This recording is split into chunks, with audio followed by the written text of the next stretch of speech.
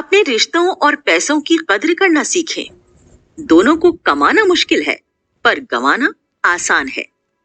रिश्ता ऐसी चीज है जो हर एक ह्यूमन की जरूरत होती है। बिना रिश्ता बनाए, बिना रिश्ता बचाए इंसान अकेला पड़ जाता है। किसी भी इंसान की जिंदगी में रिश्तों की एक बड़ी अहमियत होती है। इसे निग्लेक्ट नहीं किया जा सकता। कुकू एफएम की सीरीज में हम आपके समक्ष ऐसे पुस्तक सारांश लाए हैं जो रिश्तों पर लिखी जाने वाली बेस्ट बुक में से एक है।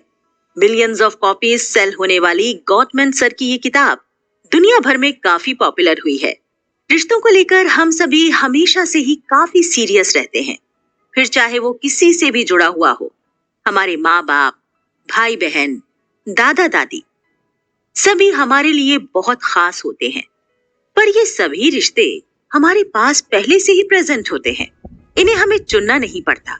लेकिन हम सबकी लाइफ में एक ऐसा फेज भी आता है जब हम किसी स्पेशल के साथ अपना बॉन्ड शेयर करना चाहते हैं, और वहां हमें उस स्पेशल पर्सन को चुनने की पूरी आजादी भी होती है। लेकिन क्या सच में इतना इंटरेस्टिंग दिखने वाला ये टास्क इतना आसान भी है? जवाब हाँ और ना दोनों ही हो सकता है, क्योंकि कभी कभी किसी का ये बॉन्ड बहुत आसानी से बन जाता है, और वहीं किसी को अपना स्पेशल वन ढूंढने और चुनने में काफी वक्त लग जाता है। बात सिर्फ उन्हें ढूंढ लेने पर ही खत्म नहीं होती। उस बॉन्ड को हमेशा उतना ही स्पेशल बनाए रखने के लिए काफी मेहनत भी करनी पड़ती है। आज की इस बिजी लाइफस्टाइल में जब हर कोई अपने ऑक्यूपेशन में इतना बिजी है, तो चीजों को बैलेंस करना थोड़ा मुश्किल हो जाता है। शायद ये उन बहुत सारी वजहों में से एक है जो आपके रिश्तों के बीच थोड़ी सी बिटरनेस ले आती है। काफी सारी दूसरी वजह भी हैं जब लोग कंफ्यूज हो जाते हैं कि क्या उन्होंने अपना पार्टनर चुनने में जल्दबाजी तो नहीं कर दी, या फिर उन्होंने सही डिसीजन लिया भी है या नहीं। और कभी कभी चीजें इतनी कॉम्प्लिकेटेड हो जाती हैं कि हम उन्हें खत्म करने के बारे में सोचने लगते हैं, या फिर ये भी कह सकते हैं कि हम उन्हें खत्म करने का डिसीजन ले लेते हैं। क्या आपको नहीं लगता कि जिन चीजों को चुनने में आपने इतना वक्त लिया है, उन्हें एक एंड पॉइंट पर लेकर आने में किसी भी तरह की जल्दबाजी आपको एक गलत पॉइंट पर लाकर खड़ा कर सकती है? आप इस बात को एक कहानी से भी कनेक्ट कर सकते हैं। रीता और रोहन ने एक मैट्रिमोनियल वेबसाइट के जरिए एक दूसरे से जान पहचान की, और फिर एक अच्छा खासा टाइम स्पेंड करने और एक दूसरे को समझने के बाद लाइफ पार्टनर बनने का भी डिसाइड किया। इनिशियल फेज में सब ठीक ही था, क्योंकि इस फेज में आप अक्सर एक दूसरे को एक्सप्लोर करते हो, जैसे कि आप किस तरह का ड्रेसिंग सेंस फॉलो करते हैं, खाने में आप कितने चूजी हैं, कैसी डेस्टिनेशन पर घूमना पसंद है, वगैरह वगैरह। लेकिन इसके बाद आप अपने पार्टनर के बारे में लगभग सभी चीजें जान लेते हैं। सेम इशू रीता और रोहन के साथ भी था। वर्कलोड ज्यादा होने की वजह से हैप्पीनेस और चेरी मोमेंट्स की जगह मिसकॉन्सेप्शंस ने ले ली थी। जरूरत थी तो चीजों को बैठकर क्लैरिफाई करने की, लेकिन किस टाइम पर हमें क्या करने की जरूरत है ये पहचानना इतना आसान भी नहीं है। तभी तो रीता और रोहन लीक पॉइंट से हटकर एक दूसरे को इग्नोर कर रहे थे, और रिजल्ट तो सभी को पता था। एक्सपेक्टेशन के हिसाब से उन्हें भी ऐसा ही लगा कि उन्होंने गलत डिसीजन ले लिया है। लेकिन ऐसा कहते हैं ना कि जब चीजें आपके फेवर में ना भी हों, तब भी हमें एक रे ऑफ होप बनाए रखनी चाहिए। फाइनली दोनों ने मिलकर सोचा कि वो अपने पुराने मोमेंट्स को रिवाइव कर सकते हैं, उन सभी चीजों से जो वो इनिशियल फेज में करते थे, जैसे कि छोटे लेकिन इम्पोर्टेंट गिफ्ट्स देना, एक दूसरे के शेड्यूल को ध्यान में रखते हुए टाइम स्पेंड करना। और फिर उन्होंने रियलाइज किया कि यही वो चीजें थी जो मिसिंग थी। बस उनकी बोरिंग लाइफ को गियर अप करने वाले छोटे छोटे मोमेंट्स उन्हें मिल गए थे। इस कहानी से हम एक एस्पेक्ट को तो समझ सकते हैं, और वो है टाइम। लेकिन ये सिर्फ एक एस्पेक्ट सारे प्रॉब्लम्स की वजह तो नहीं हो सकता ना। तो इन्हीं बाकी की वजहों और साथ में उनके सॉल्यूशंस को जानने के लिए ये किताब the 7 principle of making a marriage work, जो कि जॉन एम गॉटमैन और नान सिल्वर ने लिखी है, जिसे पढ़कर आप एक सही कंक्लूजन पर पहुंचे। ये एक काफी फेमस बुक है और इसने अपनी प्रेजेंस बेस्ट सेलर बुक्स में भी दर्ज कराई है। जॉन एम गॉटमैन के द्वारा लिखी गई ये किताब आपको बहुत सारी कॉम्प्लिकेटेड बातों के सॉल्यूशन तक पहुंचा सकती है, क्योंकि वो एक इंटरनेशनल रिलेशनशिप एक्सपर्ट के रूप में जाने जाते हैं। ये बुक समरी आपको मैरिज को सक्सेसफुल बनाने के 7 प्रिंसिपल्स बताएगी, जिन्हें इस्तेमाल करके कपल्स अपनी शादीशुदा जिंदगी को और हैप्पी शैप्पी बना सकते हैं। तो जुड़े रहिए हमारे साथ और चलिए नेक्स्ट एपिसोड में। आप सुन रहे हैं कुकू एफएम। पेश है 7 principles of making marriage work. मैं हूँ शिमाइला परवेज। कुकू एफएम, सुने जो मन चाहे।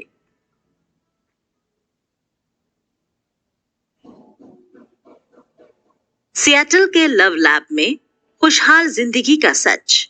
ये सिएटल की एक सुबह थी जब न्यूली मैरिड मार्क और जेनिस नाश्ते के लिए बैठे हुए थे। अपार्टमेंट की खिड़की से बाहर देखने पर कुछ रनर्स और झील के किनारे कुछ हंस पानी में तैर रहे थे। वे दोनों इस व्यू को एंजॉय कर रहे थे और नाश्ते में अपने फ्रेंच टोस्ट के साथ संडे का अखबार पढ़ रहे थे। शायद बाद में मार्क फुटबॉल मैच देखने के लिए टीवी ऑन करता और जेनिस अपनी माँ से फोन पर बात करती। सब कुछ काफी नॉर्मल लगेगा जब तक कि आप दीवार पर लगे वीडियो कैमरे, मार्क और जेनिस के कॉलर पर लगे माइक्रोफोन और मॉनिटर्स को नहीं देखते। ये खूबसूरत व्यू असलियत में उनके अपार्टमेंट का नहीं था, बल्कि ये एक वॉशिंगटन की यूनिवर्सिटी में एक प्रयोगशाला थी जो सिएटल में बेस्ड थी, जहां पर लेखक ने 16 साल तक मैरिज एंड डाइवोर्स पर रिसर्च की थी। मार्क और जेनिस इसी रिसर्च का एक पार्ट थे, जिसमें और 49 लोग भी शामिल थे जिन्हें रैंडम तरीके से चुना गया था। मार्क और जेनिस इसी तरह के एक अपार्टमेंट में रुके थे जिसे लव लैब का नाम दिया था। उन्हें ज्यादातर नॉर्मल बिहेव करने को कहा गया था। हालांकि लेखक की टीम उन्हें किचन की कांच की दीवार से देख रही थी और कैमरा उनके हर एक शब्द को और चेहरे के हाव भाव को कैद कर रहा था। सेंसर जो कि उनकी बॉडी के सारे एक्शंस को ऑब्जर्व कर रहे थे, जैसे कि किस बात पर उनकी हार्ट बीट तेज हुई। इस बीच उनकी प्राइवेसी का पूरा ध्यान रखा गया था। अपार्टमेंट जिसका नाम लव लैब रखा गया था, उसमें सोफा, किचन, फोन, टीवी और म्यूजिक प्लेयर रखा गया था। वहां पर बुलाए गए कपल्स को अपनी ग्रोसरी, किताबें, लैपटॉप और पालतू जानवर को लाने के लिए कहा गया था, जिससे कि वे उसे एक वीकेंड की तरह महसूस कर सकें।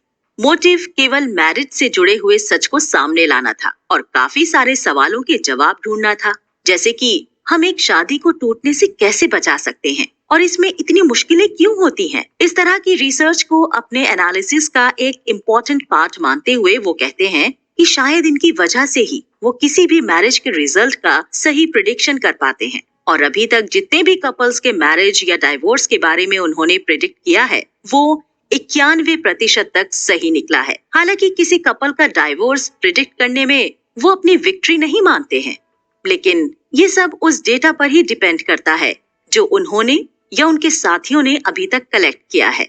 बहुत सारे लोग खुद को मैरिज एक्सपर्ट मानते हैं और आपकी शादी किस तरह से एक लंबे टाइम के लिए स्ट्रॉन्ग बॉन्ड में बदल सकती है, इस पर अपने आइडियाज देते हैं। इन व्यूज को देने के लिए वो अपने एक्सपीरियंस और कभी-कभी स्वयं के आइडियाज को भी बेस बनाते हैं।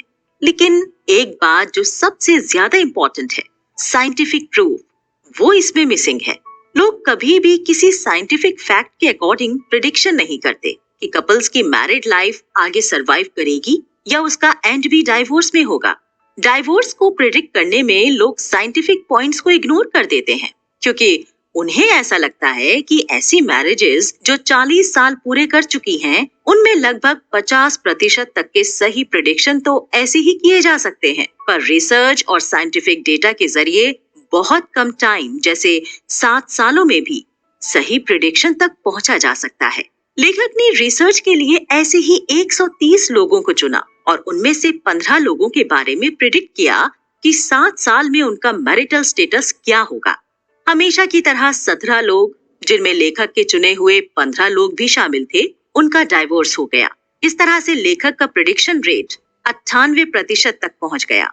लेखक कहते हैं कि इन साइंटिफिक डेटा को यूज करके जब वो बिल्कुल सही रिजल्ट पर पहुंचने लगे, तब दूसरी लैब ने भी इनका यूज करना शुरू किया, जैसे कि रैंड कॉन्गर, जो कि ईवा स्टेट यूनिवर्सिटी और Tom Bradbury university of California की लैब को हेड करते हैं। उन्होंने एक प्रॉब्लम को सॉल्व करते वक्त बिल्कुल सही प्रिडिक्शन किया।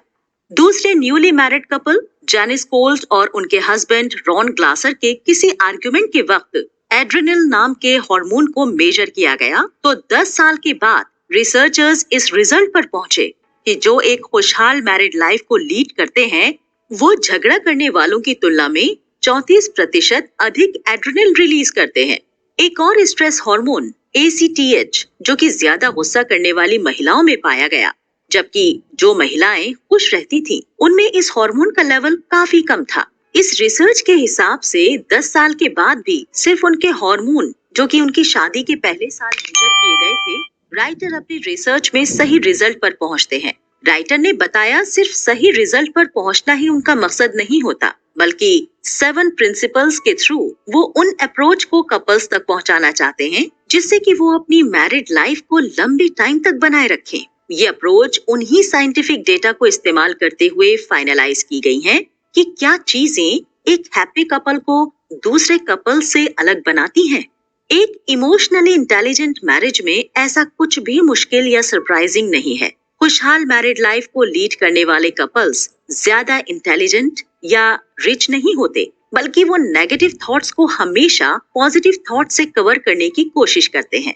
एक दूसरे की कमियों को पॉइंट आउट करने की जगह वे एक दूसरे की जरूरतों को समझने की कोशिश करते हैं। उनका ये पॉजिटिव एटीट्यूड ही उन्हें एक हैप्पी मैरिड लाइफ को लीड करने के लायक बनाता है। एक 15 मिनट के कॉन्वर्सेशन को सुनकर भी ये प्रिडिक्ट किया जा सकता है कि उनका डाइवोर्स होगा या नहीं। इमोशनली इंटेलिजेंट होना किसी भी एक बच्चे के फ्यूचर को प्रिडिक्ट करने में काफी हद तक इम्पोर्टेंट रोल प्ले करता है। उसी तरह से कपल्स भी इमोशनली अटैच होकर अपनी शादी को सक्सेसफुल बना सकते हैं। वे जितने ज्यादा इमोशनली अटैच होंगे, एक दूसरे के डिसीजन को समझेंगे और उनकी रिस्पेक्ट करेंगे, डाइवोर्स जैसे कॉम्प्लिकेशंस को काफी हद तक कम कर सकेंगे। चलिए बात करते हैं कि अपनी मैरिड लाइफ को बचाना इतना जरूरी क्यों है। एक काफी सीरियस वजह ये भी है कि दोनों ही पार्टनर्स में से कोई भी अपनी मैरिड लाइफ की वैल्यू को नहीं समझते और उन्हें इसकी इम्पोर्टेंस तब पता चलती है जब काफी टाइम बीत चुका होता है। चीजों के अलग होने के बाद वो ये महसूस करते हैं कि उन्होंने एक दूसरे को छोड़कर कितनी ही चीजों को छोड़ दिया है। कुछ लोगों को लगता है कि आज की मॉडर्न लाइफ में डाइवोर्स होना एक बड़ी बात नहीं है, लेकिन एक स्टडी के हिसाब से ये देखा गया है कि डाइवोर्स का काफी बुरा असर आपकी लाइफ पर पड़ सकता है। लॉइस बर्ग और जेम्स हाउस जो कि यूनिवर्सिटी ऑफ मिशिगन के रिसर्चर्स हैं, उन्होंने देखा कि अनहैप्पी मैरिड लाइफ या डाइवोर्स की वजह से आपके बीमार होने के चांसेस लगभग 35% तक बढ़ जाते हैं और ये लगभग आपकी लाइफ के 4 से 8 साल भी कम कर सकता है। इसके ऑपोजिट जो लोग एक अच्छी मैरिड लाइफ को लीड करते हैं, वे ज्यादा हेल्दी लाइफ स्पेंड करते हैं। ऐसे लोग जिनकी मैरिड लाइफ अच्छी नहीं है, उनकी लाइफ में हाई ब्लड प्रेशर, हार्ट की बीमारी, psychological disorders, anxiety, depression, violence और सुसाइड जैसी चीजें देखी जाती हैं। वहीं हैप्पी मैरिड लाइफ को जीने वाले लोग इन चीजों से दूर रहते हैं। वे अन्य लोगों की तुलना में काफी हद तक हेल्थ कॉन्शियस होते हैं। वे रेगुलर चेकअप कराते हैं, दवाई टाइम पर लेते हैं और अच्छा खाना खाते हैं। इस बात के भी काफी प्रूफ देखे गए हैं कि एक अच्छी मैरिड लाइफ आपके इम्यून सिस्टम को अच्छा बनाती है ताकि आप बाकी की बीमारियों से दूर रह सकें, जबकि डाइवोर्स जैसी चीजें लगभग 2 सालों में आपके इम्यून सिस्टम को कमजोर कर सकती हैं।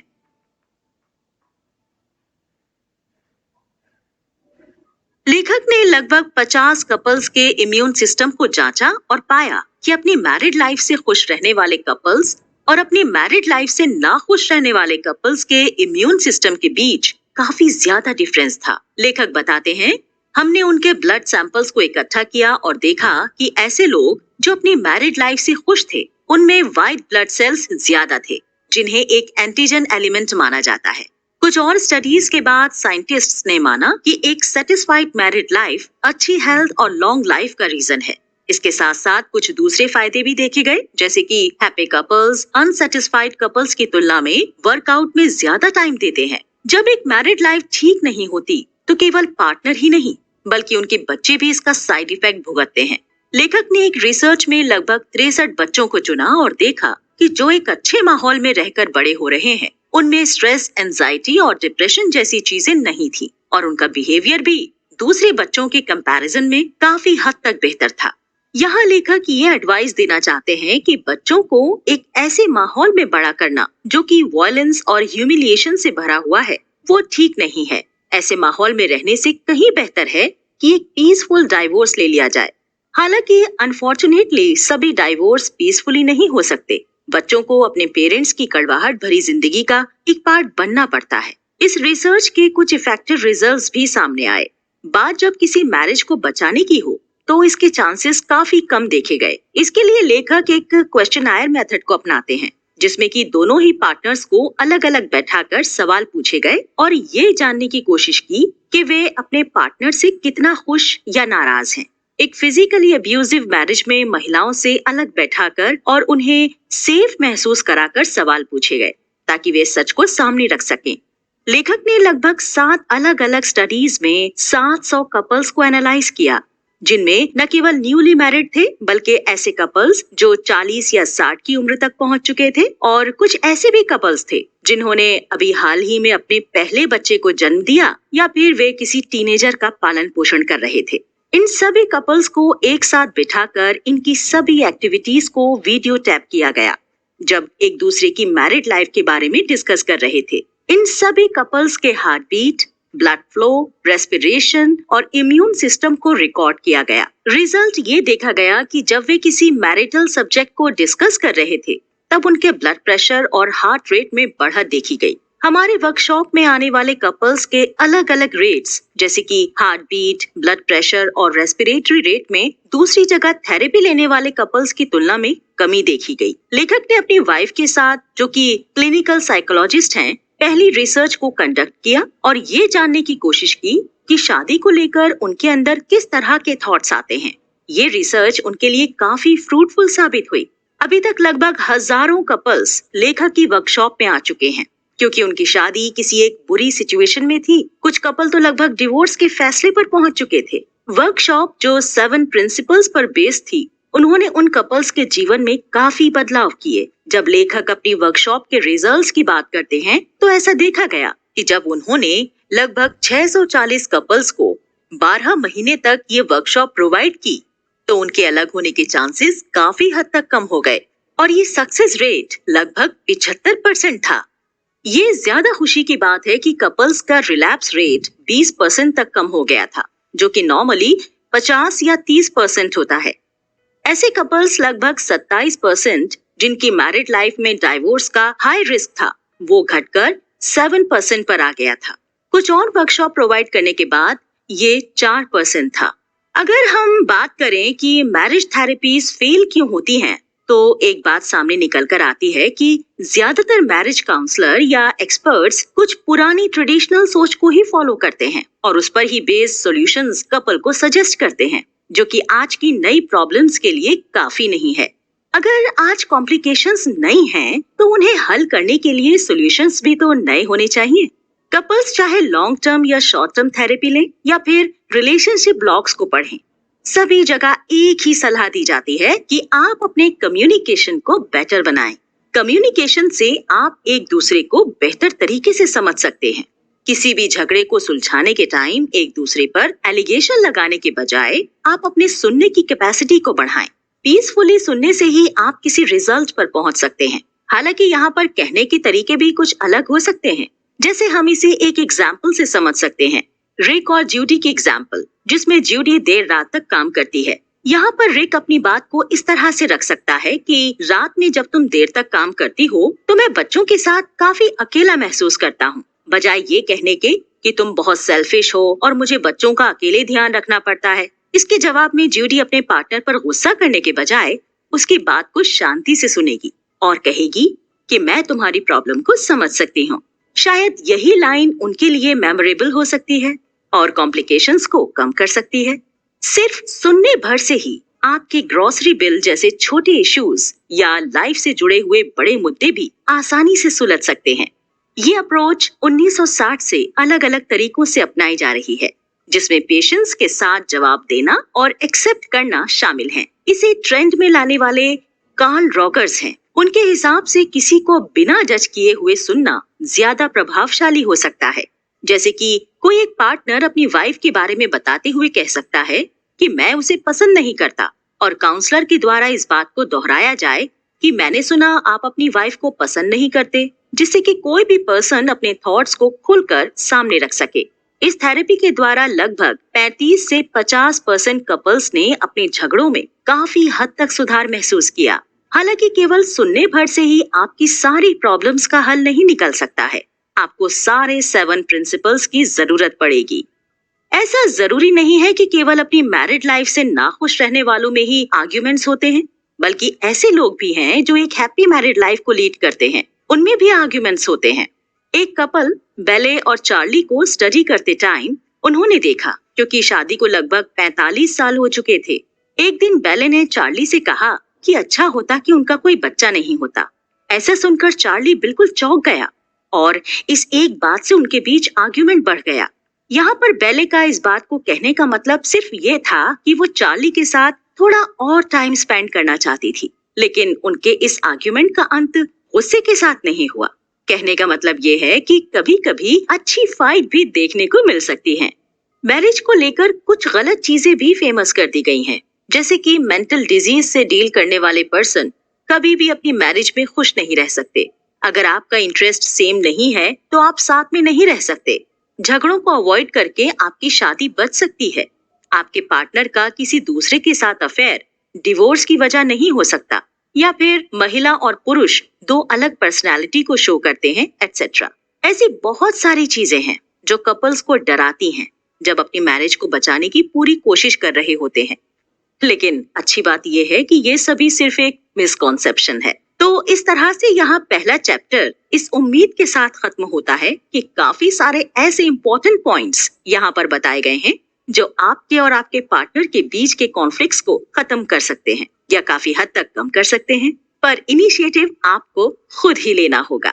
वैसे आप क्या सोचते हैं कि एक हेल्दी मैरिड लाइफ को कैसे लंबे टाइम तक बनाए रखा जा सकता है? क्या आपकी नॉलेज में कुछ ऐसे और भी पॉइंट्स हैं जो रिलेशनशिप को स्ट्रॉन्ग बना सकते हैं? आप अपने खुद के एक्सपीरियंसेस को यहाँ कमेंट सेक्शन में शेयर करके दूसरों की काफी हद तक मदद भी कर सकते हैं।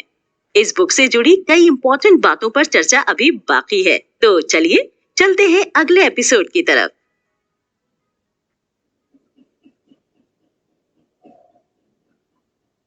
Make marriage successful. इससे पहले के चैप्टर में आपने जाना कि किसी भी रिलेशनशिप को लॉन्ग टर्म तक बनाए रखने के लिए साइंटिफिक फैक्ट्स कितना अहम रोल प्ले करते हैं, और इनकी अहमियत को सही साबित करने के लिए राइटर ने काफी सारी रिसर्चेस के रिजल्ट्स भी आपके सामने रखे। तो इसी से जुड़ी हुई काफी सारी नई और इम्पोर्टेंट बातें जानने के लिए आप भी एक्साइटेड होंगे, और हो भी क्यों ना। आखिर रिलेशनशिप्स तो हम सभी के लिए काफी वैल्यूएबल होती हैं और इनको जीवंत बनाए रखने के लिए हम कोशिश भी करते रहते हैं। तो चलिए अब शुरुआत करते हैं किताब के एक्साइटमेंट से भरे हुए नए चैप्टर की, जिसका नाम है मैरिज को सफल बनाने के तरीके।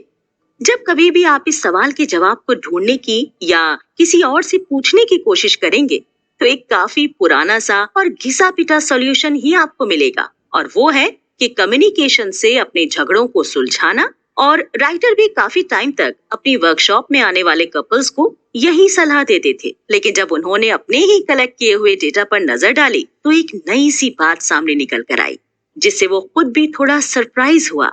उन्होंने देखा कि ऐसे कपल्स जो बिल्कुल साफ शब्दों में अपना डिसएग्रीमेंट दिखाते हैं, उनके स्ट्रेस लेवल में काफी हद तक कमी होती है, और एक वैल्यूएबल आर्ग्यूमेंट के बाद उनके रिलेशनशिप में एक रिफ्रेशिंग वाली बात भी देखी गई।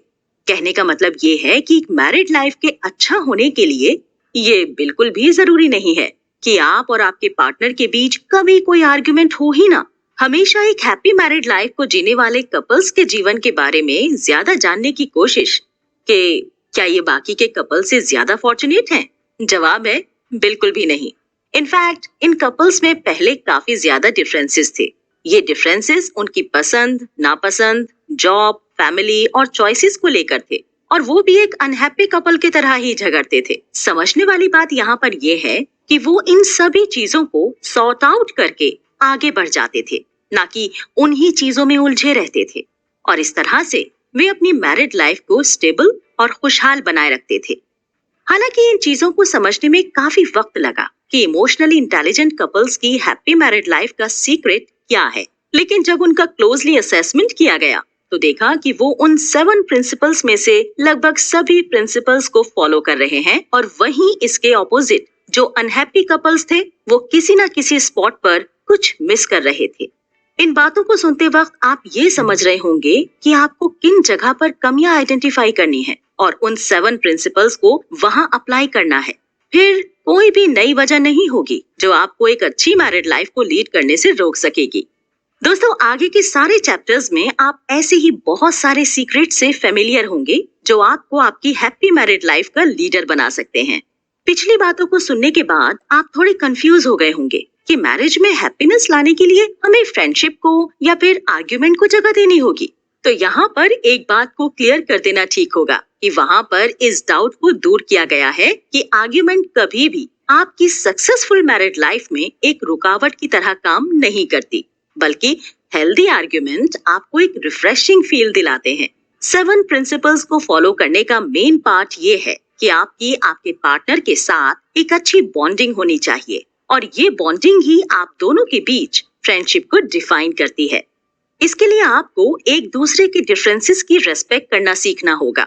कोई भी दो अलग पर्सन का टेस्ट हर चीज को लेकर एक जैसा नहीं हो सकता। जैसे कि हो सकता है कि आपको घूमने के लिए पहाड़ों पर जाना पसंद हो, लेकिन आपके पार्टनर को बीचेस ज्यादा अट्रैक्ट करते हो। ऐसे ही शायद आपको खाने में ज्यादा स्पाइसेस पसंद हो और आपके पार्टनर को हेल्थ कॉन्शियस फूड में इंटरेस्ट हो। और भी कई सारे मतभेद हो सकते हैं, लेकिन उनके लिए इस वजह से रिस्पेक्ट में कमी नहीं होनी चाहिए। आप छोटे छोटे जेस्चर्स और तोहफों से उन्हें आपका एक बेस्ट फ्रेंड होने का एहसास दिला सकते हैं। एक बिजी शेड्यूल आज का मेन इशू है, जिस वजह से आपकी फ्रेंडशिप थोड़ी वीक हो सकती है। लेकिन यहाँ पर आप ओलिविया और नेथानियल का एग्जाम्पल ले सकते हैं, जिसमें वो टेक्स्ट के द्वारा दिन के काफी टाइम तक एक दूसरे के कांटेक्ट में रहते हैं और अपने आसपास जो भी चल रहा है उसे शेयर करते हैं। तो आप भी कुछ ऐसी ही तरकीब लगाकर कनेक्शन को स्ट्रॉन्ग कर सकते हैं। यहाँ पर एक बात ये भी समझने लायक है कि जितना ज्यादा आप अपने थॉट्स को शेयर करते हैं और कनेक्टेड रहते हैं, उतना ही आसान तरीके से आप अपने कॉम्प्लिकेटेड इश्यूज को भी सामने रखकर बात कर सकते हैं।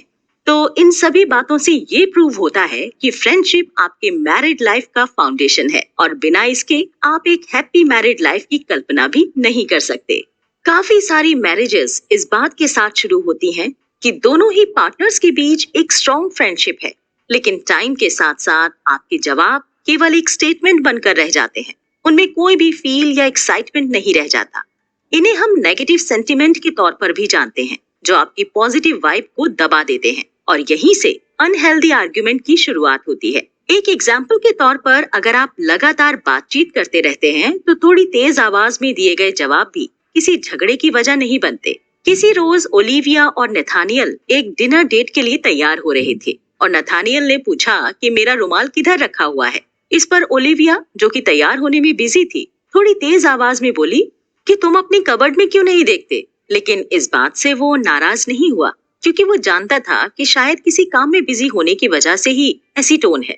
काफी टाइम से जब से ये किताब पब्लिश हुई है, राइटर और उनके फ्रेंड्स इस बात की तह तक जाने की कोशिश करते रहते हैं कि मैरिटल फ्रेंडशिप का एक हैप्पी मैरिड लाइफ में कितना अहम रोल है और एक रिलेशनशिप को डेवलप करना इतना मुश्किल क्यों होता है। हालांकि इसमें असल में ऐसी कोई मुश्किल बात नहीं है। आपकी पॉजिटिव बातें अक्सर आपके कॉन्फ्लिक्ट्स को ओवरकम कर लेती हैं और जिनके रिलेशनशिप में इसकी कमी है, उन्हें ढेर सारी पॉजिटिविटी जनरेट करने की ही जरूरत है। अपने रिलेशनशिप में एफर्ट्स डालने से आपको कहीं ज्यादा बेहतर रिजल्ट मिलने शुरू हो जाएंगे। जैसे जैसे पार्टनर्स एक दूसरे को जानना और ट्रस्ट करना शुरू कर देते हैं, राइटर इसे साउंड रिलेशनशिप हाउस का नाम दे देता है। वो 7 प्रिंसिपल्स इस साउंड रिलेशनशिप हाउस के फ्लोर के जैसे ही काम करते हैं और इसकी मजबूत दीवारें आपकी इमोशनल फीलिंग्स का वेट सहन करती हैं। भरोसा और कमिटमेंट 2 ऐसे फैक्टर्स हैं जो आपके रिलेशनशिप को सफल बनाने में मेन रोल निभाते हैं। लव लैब के डेटा के हिसाब से हमने किसी कपल को अलग अलग बैठाकर उनका एक दूसरे पर ट्रस्ट चेक किया और रिजल्ट के तौर पर ये डिसाइड किया कि क्या ये रिलेशनशिप लंबे टाइम तक चलेगी या फिर इसमें एक दूसरे को धोखा देने के चांसेस हैं। साथ ही साथ जब कपल्स ने अपने पार्टनर्स के टेप्ड वीडियो और हार्ट बीट्स को सुना तो वो भी हैरान रह गए। जैसे कि किसी पर्सन की वाइफ से जब पूछा गया कि क्या वो अपने हस्बैंड की जॉब पोजीशन से खुश हैं, तो उन्होंने इसमें ना का जवाब दिया, जबकि उनके हस्बैंड से यही सवाल पूछने पर उन्होंने कहा कि मेरी जॉब पोजीशन से उसे कोई भी दिक्कत नहीं है। यहाँ तक कि दोनों के मूड में भी काफी डिफरेंसेस देखने को मिले। इस तरह से उस कपल को ट्रस्ट मीट्रिक पर काफी कम नंबर दिए और प्रेडिक्ट किया कि फ्यूचर में उनमें ट्रस्ट इश्यूज हो सकते हैं। आप सबसे मेरा एक सवाल है कि जब आपको किसी भी दूसरे पर्सन के साथ कोई इशू दिखता है तो आप क्या करते हैं? जाहिर सी बात है, आप उसे रिजॉल्व करने की कोशिश करेंगे। ठीक बिल्कुल वैसे ही रिलेशनशिप में भी रिपेयरिंग एक हैप्पी कपल्स का सीक्रेट वेपन है। मैं इस सीक्रेट वेपन की ताकत आपको एक एग्जाम्पल के जरिए समझाने की कोशिश करूंगी। एक रोज की बात है कि एमिली और रिचर्ड किसी ट्रिप पर जाने की तैयारी कर रहे थे और जाने से ठीक कुछ टाइम पहले उनके बीच किसी बात को लेकर थोड़ी बहस हो गई। ट्रिप के डेस्टिनेशन पर पहुंचकर जब दोनों वहां घूमने के लिए गाड़ी चुन रहे थे तो एमिली एक मिनी वैन चुनना चाहती थी, जबकि रिचर्ड को जीप से जाना पसंद था। पर यहाँ एमिली ने सोचा कि अगर वो अपनी पसंद को आगे रखती है तो अभी अभी हुए झगड़े के बढ़ने का डर, और फिर उसने अपने होठों पर उंगली रखकर चुप रहना ठीक समझा। उसी टाइम यही बात रिचर्ड के मन में भी आई और उसने भी कुछ वैसा ही किया। कुछ देर के बाद दोनों एक दूसरे को सेम सिचुएशन में देखकर खिलखिलाकर हंस पड़े। मैं इमेजिन कर सकती हूँ कि ये सुनकर आप भी थोड़ा मुस्कुराए तो होंगे ही। और यही उनका रिपेयर अटेम्प्ट था, जिसने उनकी पिछली टेंशन को भी लगभग खत्म ही कर दिया था। ये अटेम्प्ट एक बोरियत भरे आई एम सॉरी कहने से कहीं ज्यादा बेहतर है। अगर आपको लगता है कि आपका रिलेशनशिप पहले से ही काफी स्ट्रॉन्ग है तो आपको ये जानकर हैरानी होगी कि ऐसे सिली लेकिन इफेक्टिव अटेम्प्ट्स की गुंजाइश हर रिश्ते में हमेशा रहती है। शादी करने का मतलब सिर्फ यही नहीं है कि आपको केवल एक लॉन्ग जर्नी साथ में तय करनी है, बल्कि इसका मतलब ये है कि आपको मैरिज के बाद एक दूसरे की इच्छाओं की रिस्पेक्ट करते हुए उसे तय करना है। जब आप एक दूसरे की कमियों को जान लेते हैं तब ये छोटे छोटे मुद्दे जैसे कि आज कचरा फेंकने का टर्न तुम्हारा है, मैं क्या करूं, तुमने ये गीला टॉवल बिस्तर पर ही क्यों छोड़ दिया था, तुम सोते वक्त पानी का जग क्यों नहीं साथ रखते, वगैरह वगैरह। जबकि असल मुद्दे तो कुछ और होते हैं। जरूरत है तो सिर्फ उन्हें पहचानने की और साथ मिलकर रेक्टिफाई करने की। तो इस सेकंड चैप्टर में हमने जाना कि मैरिड लाइफ को सक्सेसफुल बनाने में ये 7 प्रिंसिपल्स का कितना मेजर रोल है और क्या होगा कि जब आप उनको सही जगह इम्प्लीमेंट नहीं करेंगे। आपकी अपनी मैरिड लाइफ में भी कुछ ना कुछ कॉन्फ्लिक्ट्स तो होंगे ही। तो आपका रिपेयर अटेम्प्ट क्या होता है, या फिर आप भी बस आई एम सॉरी कहकर एफर्ट्स डालने से बच जाते हैं? अपने जवाब हमें कमेंट सेक्शन में जरूर भेजें। नेक्स्ट चैप्टर में फिर से आप कई सारे सीक्रेट वेपन जानने के लिए तैयार रहें।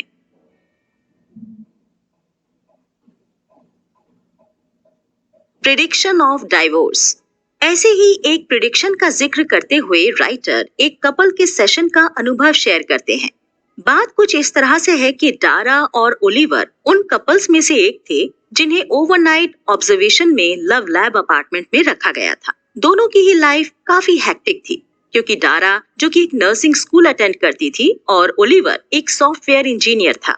उनके पास एक दूसरे के लिए बहुत टाइम नहीं होता था, पर वो अपनी मैरिज को हैप्पी कैटेगरी में ही कंसिडर करते थे, क्योंकि उन्हें लगता था कि वो एक दूसरे से प्यार करते हैं और ये चीज ही उनके बॉन्ड को बनाए रखने के लिए काफी है।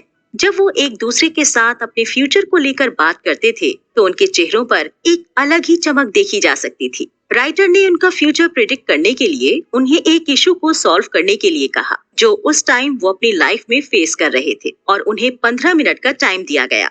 जब वो दोनों उस मुद्दे पर बातचीत कर रहे थे तो उनकी सभी एक्टिविटीज रिकॉर्ड हो रही थी। आर्ग्यूमेंट में ये काफी बातें सामने निकल कर आईं, जैसे कि डारा को लगता था कि ओलिवर अपने हिस्से का घर का काम नहीं करता है और ओलिवर को भी डारा से शिकायत थी कि वो उससे ज्यादा झगड़ती है। ये सब कुछ देखने और सुनने के बाद मैंने अपने कलीग से कहा कि इनकी मैरिज में आगे चलकर कुछ ना कुछ इशू हो सकते हैं, और लगभग 4 महीने के बाद ही जब वे दोनों लेखक के पास आए तो वो लगभग डाइवोर्स के कगार पर खड़े थे।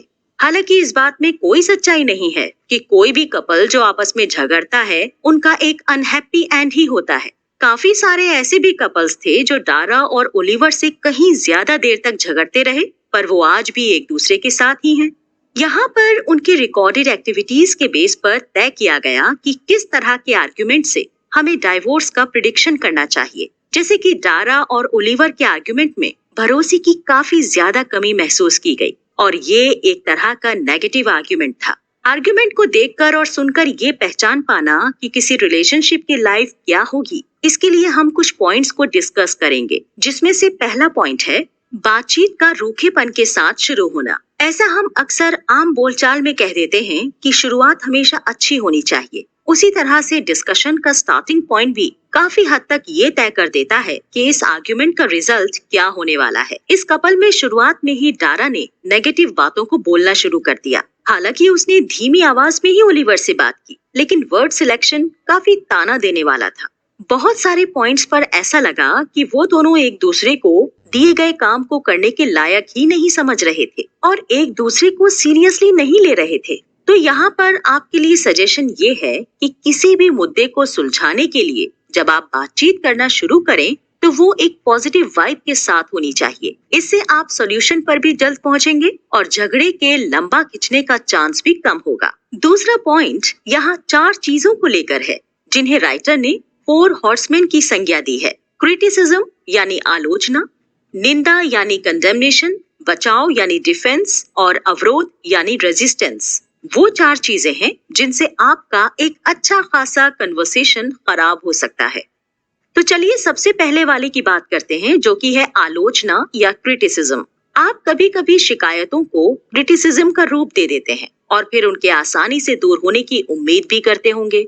आपने अक्सर बातचीत में अपने पार्टनर से कहा होगा कि आज की सफाई का काम तुम्हारा था लेकिन तुमने इसे नहीं किया। ये एक शिकायत हो सकती है, लेकिन अगर आप इसी बात के आगे एक लाइन और जोड़ देते हैं कि तुम अक्सर ही भूल जाते हो या तुम्हें मेरी कोई परवाह ही नहीं है, ये एक क्रिटिसिज्म है। राइटर का मानना है कि आप इनके बीच के डिफरेंस को समझ पा रहे होंगे, तो जरूरत है कि आप उनकी पर्सनालिटी पर कमेंट करके नहीं बल्कि सिर्फ शिकायत करके उन्हें दूर करने की कोशिश करें।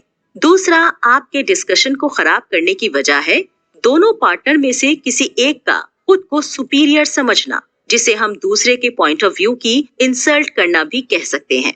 डारा और ओलिवर के आर्गुमेंट में राइटर ने ये नोटिस किया कि जब डारा ओलिवर से घर के काम टाइम से ना करने पर झगड़ती है, तब ओलिवर ने उसके सामने एक सुझाव रखा कि क्यों ना हम अपने फ्रिज पर एक लिस्ट चिपका दें कि कौन सा काम मुझे कब करना है। इस पर डारा ने उसका मजाक बनाते हुए कहा कि क्या तुम्हें सच में लगता है कि ये काम करेगा? और फिर बिना किसी रिजल्ट के निकले बात आगे ही बढ़ती गई, क्योंकि डारा के हंसकर सुझाव को अनदेखा करना शायद ओलिवर को पसंद नहीं आया।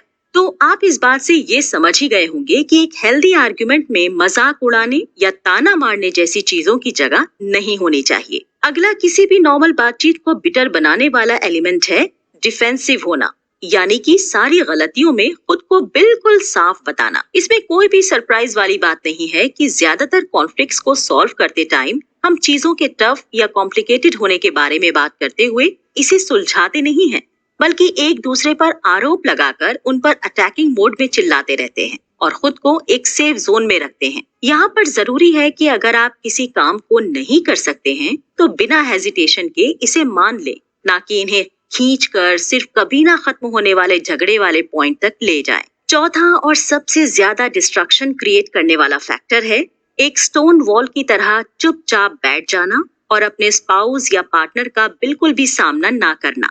जरा सोचिए, आपका पार्टनर अपने ऑफिस से लौटे और आप उन पर चिल्लाना शुरू कर दें। इसके रिस्पॉन्स में वो टीवी ऑन करके बैठ जाएं, तो इसका रिजल्ट क्या होगा?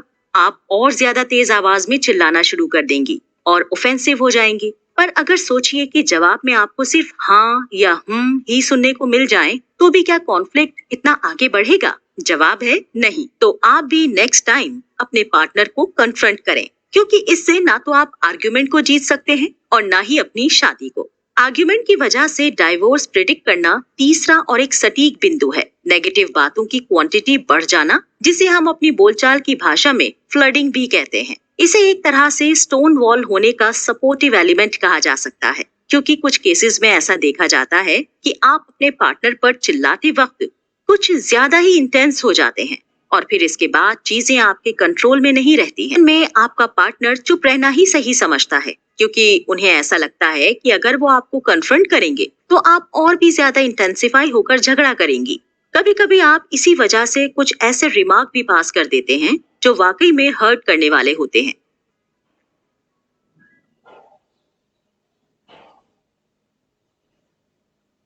अगर आप में ये कमी है तो कोशिश करें कि आपके स्टेटमेंट्स धीमी आवाज में और किसी को चोट पहुंचाने वाले ना हों। आप किसी कपल के बीच का डिस्कशन नहीं भी सुन सकते हैं, पर ऐसा मत सोचिए कि इसे पहचानना मुश्किल होगा। कि उनकी मैरिज का क्या फ्यूचर है, बल्कि ये तो काफी आसान सी फोर्थ टेक्निक है जिसे हम बॉडी लैंग्वेज रीडिंग करना कहते हैं।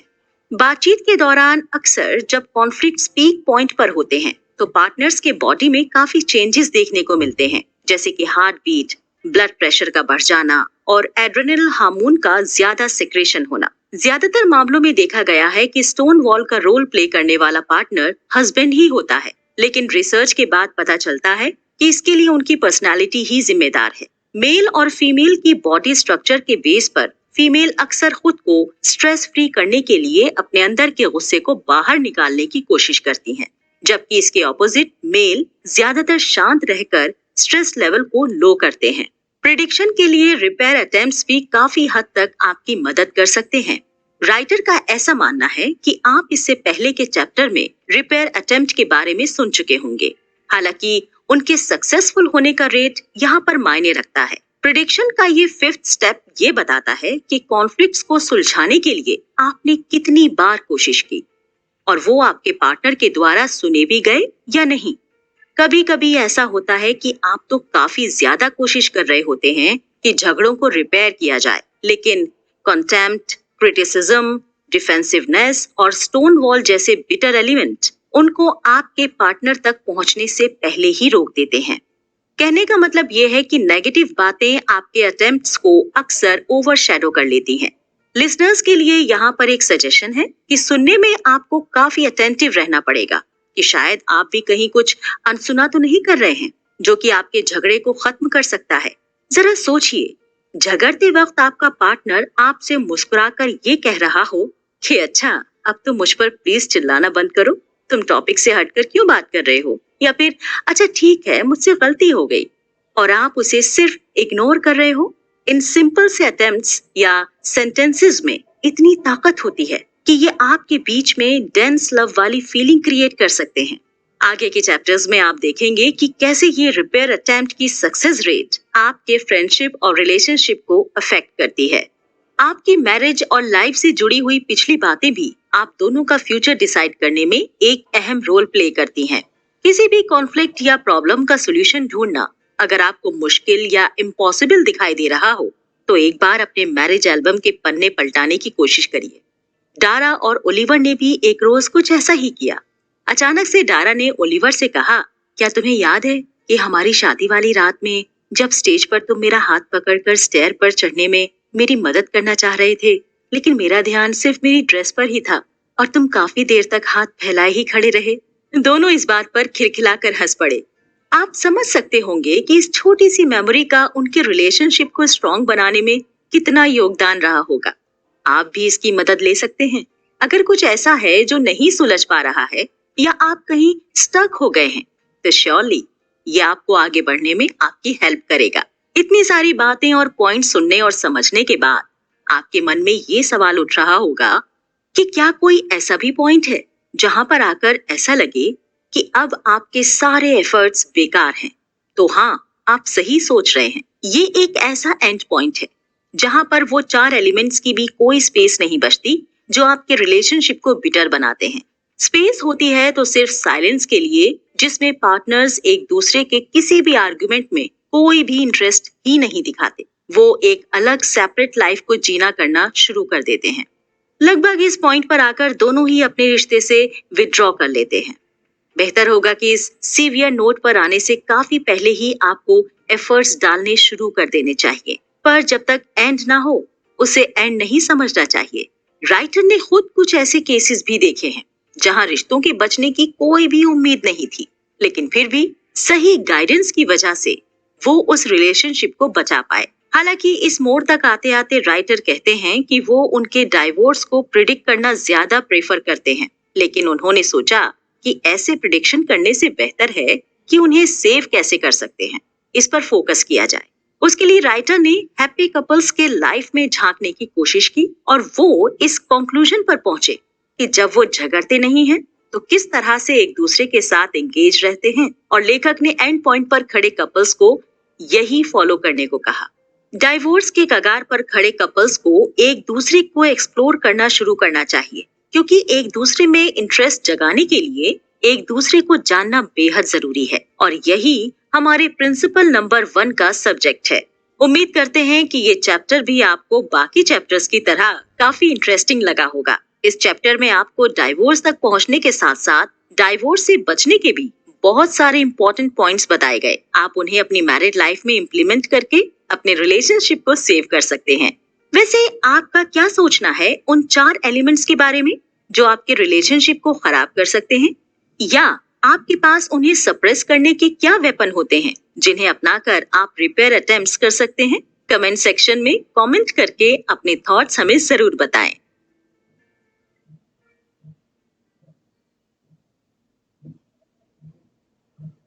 Love map. इससे पहले के चैप्टर में जैसा कि हमने आपको बताया था कि ऐसी कौन सी बातें हैं जिन्हें सुनकर और देखकर आप किसी रिलेशनशिप या मैरिज का फ्यूचर सोच सकते हैं या उनके डाइवोर्स को प्रिडिक्ट कर सकते हैं। साथ ही साथ चैप्टर के एंड में हमने मैरिज को सेव करने और हैप्पी बनाने के प्रिंसिपल्स की शुरुआत करने को भी कहा था। हालांकि हमने आपको एक छोटी सी हिंट भी दी थी कि पहला प्रिंसिपल किस सब्जेक्ट पर बेस्ड है। तो चलिए डिस्कशन को शुरू करते हैं किताब के नए और चौथे चैप्टर के साथ, जिसका नाम है लव मैप। आप कुछ हद तक उस हिंट को इस टाइटल से कनेक्ट कर पा रहे होंगे। आपको ज्यादा सोचने के लिए मजबूर ना करते हुए हम सीधे टॉपिक पर चलते हैं। लव मैप, इसका मीनिंग काफी सीधा सा ही है कि आप अपने पार्टनर को कितना जानते हैं। इसको एक ग्राफ या मैप के द्वारा दिखाना। एक छोटा सा इंसिडेंट है रॉय और लिजा के बीच का। जब एक दिन लिजा ने रॉय से पूछा कि उनके बेटे के दोस्त का क्या नाम है जिसके जन्मदिन पर उनका बेटा कल गया हुआ था। जवाब में रॉय ने कहा कि उसे उनके बेटे के किसी भी दोस्त का नाम नहीं पता है। ये सुनकर आपको काफी नॉर्मल लग सकता है कि क्या हो गया अगर कोई अपने बेटे के दोस्त का नाम नहीं जानता।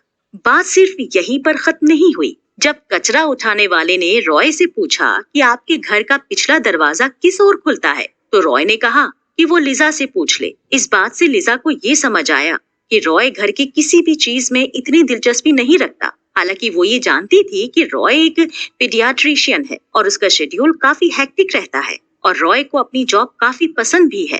पर इसका मतलब ये तो नहीं कि आप जिनके साथ या जिस घर में रहकर जिंदगी बिता रहे हैं उन्हें बिल्कुल नजरअंदाज ही कर दिया जाए। वहीं अगर एक इमोशनली अटैच्ड कपल को देखा जाए तो वो एक दूसरे की लाइफ के बारे में काफी कुछ जानते हैं और लगातार कुछ नया जानने की कोशिश भी करते रहते हैं। एक दूसरे की पसंद नापसंद, खुशी, डर, स्ट्रेस के लगभग सभी रीजन से वो वाकिफ होते हैं। जैसे कि उन्हें पिज्जा ऑर्डर करते वक्त अपने पार्टनर की फेवरेट टॉपिंग के बारे में पता रहता है। तो बिना टाइम वेस्ट किए आप भी अपना एक लव मैप बनाने में थोड़ा इंटरेस्ट दिखाइए और देखिए कि आप कितना जानते हैं उन्हें। आखिर बिना जाने एक दूसरे को प्यार करने का कोई सवाल ही नहीं उठता। इसलिए फीलिंग्स डेवलप करने से पहले जानना बहुत जरूरी है। कई सारे ऐसे कपल्स के बारे में जब रिसर्च की गई जो अभी हाल ही में माँ बाप बने थे, उनके बीच एक दूसरे को लेकर कम इंटरेस्ट देखा गया क्योंकि अब वो एक दूसरे के बारे में ज्यादा कुछ जानना नहीं चाहते थे या कनेक्टेड नहीं रहते थे। जबकि कुछ ऐसे भी कपल्स थे जो एक दूसरे के चेंज को हैप्पीली एक्सेप्ट कर रहे थे क्योंकि वो आपस में कनेक्टेड थे। आप कई सारी एक्सरसाइज या क्वेश्चनायर का गेम खेलकर भी एक दूसरे के लव मैप को चेक कर सकते हैं। जैसे कि कुछ क्वेश्चन जो आप और आपका पार्टनर एक दूसरे के लिए लिखेंगे। आपका फेवरेट आर्टिस्ट कौन है? आपको किस बात से स्ट्रेस की प्रॉब्लम है? आपका बेस्ट फ्रेंड कौन है? आप अपनी लाइफ में किस पर सबसे ज्यादा ट्रस्ट करते हैं? फैमिली में सबसे ज्यादा आपके क्लोज कौन है? आपको किस बात से इरिटेशन होती है? आपके रिलीजियस बिलीफ्स क्या हैं? आपके वर्किंग लाइफ में कौन आपको ज्यादा सपोर्ट करता है या कौन आपके काम को डोमिनेट करने की कोशिश करता है? इस तरह के कम से कम 20 सवाल लिखिए और सेपरेट बैठकर उनके जवाब दीजिए। अगर आप 10 से ज्यादा मार्क्स स्कोर करते हैं तो मैं आपको बधाई देना चाहूंगी क्योंकि आप अपने पार्टनर के बारे में काफी कुछ जानते हैं और कनेक्टेड रहना पसंद करते हैं। वहीं अगर आपका स्कोर 10 से कम है तो आपको कुछ पॉइंट्स पर काफी मेहनत करने की जरूरत है। एक दूसरे को जानना सिर्फ इन क्वेश्चंस तक ही सीमित नहीं है, बल्कि ये एक लाइफ का लॉन्ग प्रोसेस है। आप कभी ना कभी किसी नई चीज के लिए अपनी डिजायर शो करते रहते हैं, तो यहाँ जरूरी ये है कि आप अपनी उन डिजायर को अपने पार्टनर से शेयर जरूर करें। और कमाल की बात यह है कि ऐसे क्वेश्चन एक्सरसाइज करने से कभी कभी आप अपने खुद के बारे में नई चीजें जान पाते हैं। जो या तो आपके बिजी शेड्यूल में कहीं गुम हो चुकी हैं या फिर आपने अभी तक उन्हें एक्सप्लोर ही नहीं किया था। इन सवाल जवाबों से एक कपल न केवल एक दूसरे को जान सकता है, बल्कि वो एक दूसरे को कितना पसंद करते हैं या एडमायर करते हैं, इस बात का भी एक हद तक आप लव मैप के द्वारा अंदाजा लगा सकते हैं। तो इस चैप्टर में आपने जाना कि एक दूसरे को जानना और समझना किसी भी रिलेशनशिप का पहला प्रिंसिपल है। आप इसे एक आधार या फाउंडेशन के रूप में देख सकते हैं, क्योंकि इसके बिना आप एक अच्छे मैरिड लाइफ को इमेजिन नहीं कर सकते। कनेक्टेड रहने के लिए जरूरी है कि अपने इंटरेस्ट के साथ साथ अपने पार्टनर के इंटरेस्ट को भी एक्सप्लोर करते रहें। मुझे नहीं लगता कि लव मैप ड्रॉ करने के लिए क्वेश्चन गेम से बेहतर कोई और रास्ता है। क्या आपने अपने स्पाउस के साथ कभी ऐसे सवाल जवाब किए हैं? आपके सवाल यहाँ दिए गए सवालों से कितना मिलते जुलते थे, या कुछ नए सवाल आपने पार्टनर के सामने रखे और उन सवालों में से कितना स्कोर कर पाए आप? अपने जवाब हमें कमेंट सेक्शन में जरूर बताएं।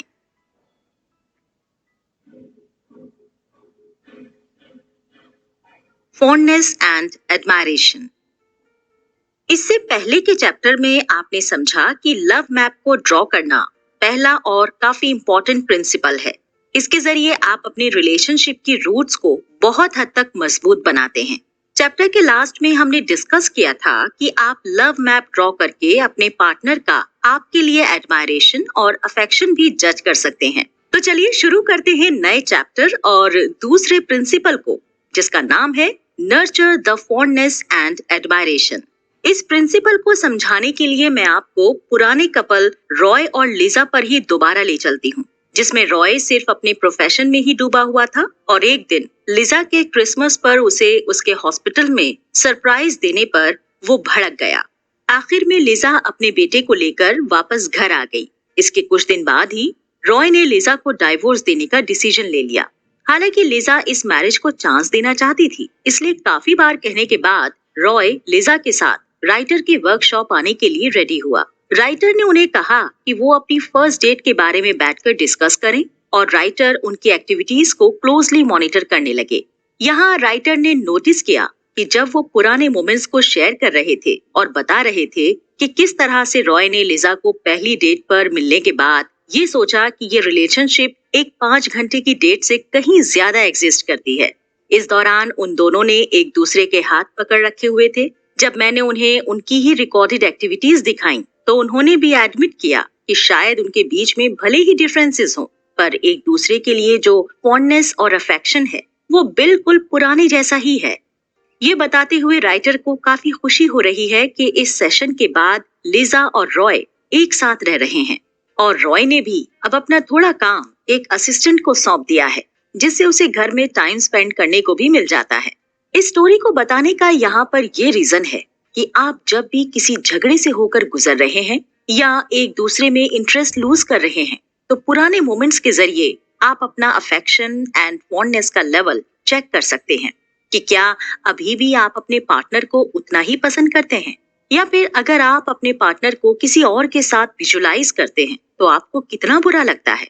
अगर आपका जवाब वो सेम ही है जो फर्स्ट मीटिंग में था, तो आपके पास अभी भी अपनी मैरिज पर वर्क करने के लिए काफी टाइम है।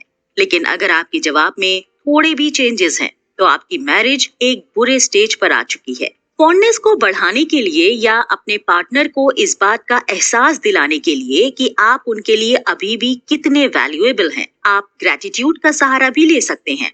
हम अक्सर लोगों को थैंक्स बोलना भूल जाते हैं या उन्हें थैंक्स बोलने से कतराते हैं, पर आपको शायद पता नहीं होगा कि आपके सिर्फ एक बार ग्रैटिट्यूड शो करने पर आपकी मैरिज पर कितना अच्छा इफेक्ट पड़ेगा। एक नॉर्मल तरीके से थैंक यू बोलना या यूं कहना कि तुमने आज पेरेंट्स मीट में काफी अच्छे से सिचुएशन संभाली, मैं तुमसे काफी इम्प्रेस्ड हूँ, ये आपके पार्टनर को रियलाइज कराएगा कि उनके काम करने का तरीका आज भी आपको पसंद है और आप अभी भी उसी सेम इंसान के साथ ही फ्यूचर में रहना चाहते हैं। अगर आप अपनी मैरिड लाइफ में ऐसे पॉइंट पर खड़े हैं जहाँ पर अफेक्शन और फॉन्डनेस काफी कम हो गई है, लेकिन फिर भी आप उसे रिवाइव करना चाहते हैं, तो एक मैजिकल 7 वीक एक्सरसाइज आपकी मदद कर सकती है। आपको इस 7 वीक प्रोग्राम में सिर्फ उन एस्पेक्ट्स के बारे में सोचना है जो आपको आपके पार्टनर के प्रति अट्रैक्ट करते हैं, जैसे कि पहले वीक के पहले दिन आप ये सोच सकते हैं कि जब आप पहली बार मिले थे तो किस वजह से आप उनकी तरफ अट्रैक्ट हुए थे। उन्होंने जिस रंग के कपड़े पहने हुए थे वो उन पर कितना ज्यादा सूट कर रहा था। आप बिना हिचक के अपने पार्टनर के सामने सारी बातें कह सकते हैं। अगर आप किसी प्रॉब्लम में होते हैं तो सबसे पहले इससे आपके पार्टनर अफेक्टेड होते हैं। जब आप अपनी मैरिज के बारे में बात करते हैं तो आप मैं को छोड़कर हम पर ज्यादा फोकस करते हैं। या फिर जैसे कि जब आप अपनी मैरिज के बाद पहली बार घूमने गए थे तो ऐसी बहुत सारी मेमोरेबल चीजें आपके पार्टनर ने आपके लिए प्लान की थी और भी बहुत कुछ जो आपको ये यकीन दिलाए कि आपने अपने पार्टनर को चुनने में कोई भी गलती नहीं की है और अभी भी आप दोनों में एक दूसरे के लिए ढेर सारा अट्रैक्शन है। अगर आप उन चीजों को नहीं भी ठीक से याद कर पा रहे हैं तो लगभग 7 हफ्तों तक कोशिश करते रहिए, क्योंकि बिना एफर्ट्स डाले आपकी किसी भी प्रॉब्लम का हल नहीं निकलना है। दूसरा ऐसा काम जो फॉन्डनेस को रिवाइव कर सकता है वो है एप्रिसिएशन। आप अपने पार्टनर को कितना अप्रिशिएट करते हैं, इसके लिए भी आपको लव मैप जैसे एक लिस्ट की जरूरत पड़ेगी। इस लिस्ट में आप ढेर सारे पॉइंट्स को नोट डाउन कर सकते हैं जिनमें आप उनकी तारीफ करते हो, जैसे कि आप उनके प्रोफेशन में उनके काम करने के तरीके से काफी इम्प्रेस्ड हैं और इस वजह से आप बहुत प्राउड फील करते हैं कि वो पर्सन आपका पार्टनर है। आप अपने पार्टनर के लिए फिजिकली भी काफी अट्रैक्टिव फील करते हैं। उनका आपको होल्ड करने या गले लगाने का तरीका आपको पसंद है। जब आप अकेले किचन साफ करते हैं तो उनके हेल्प के लिए हमेशा रेडी रहने का तरीका काफी इम्प्रेसिव है। वो कभी भी आपके बच्चे के बीमार होने पर आपको अकेला ही सारी जिम्मेदारी निभाने के लिए नहीं कहते। कभी कभी शाम में आपके लिए चाय या डिनर बनाने से आप बहुत खुश हो जाते हो। आपकी बातों को ध्यान से सुनने और रेस्पॉन्ड करने से आप काफी अच्छा महसूस करते हो। ऐसे ही काफी सारे थॉट्स अगर आप पार्टनर के बारे में सोचेंगे तो जरूर ही आपकी जो फॉन्डनेस और अफेक्शन वाली फीलिंग कहीं गुम हो गई है वो रिवाइव हो जाएगी। इस चैप्टर से हमें उम्मीद है आप काफी होपफुल महसूस कर रहे होंगे, क्योंकि आपको भी एक मिसिंग फील को फिर से रिवाइव करने का सही तरीका मिल गया है। साथ ही इस चैप्टर में आपने ये भी जाना कि एक दूसरे का थैंकफुल होना एक रिलेशनशिप के लिए कितना ज्यादा इम्पोर्टेंट है। अब आपसे कुछ सवाल हैं। आपके और आपके पार्टनर के बीच की ये अफेक्शन वाली फीलिंग अभी भी पहले जैसी ही बरकरार है या कम हो गई है? अगर कम हो गई है तो आप कौन से मेमोरेबल इवेंट्स को याद करके उन्हें रिवाइव करना चाहेंगे? हमें कमेंट सेक्शन में आपके जवाब का इंतजार रहेगा।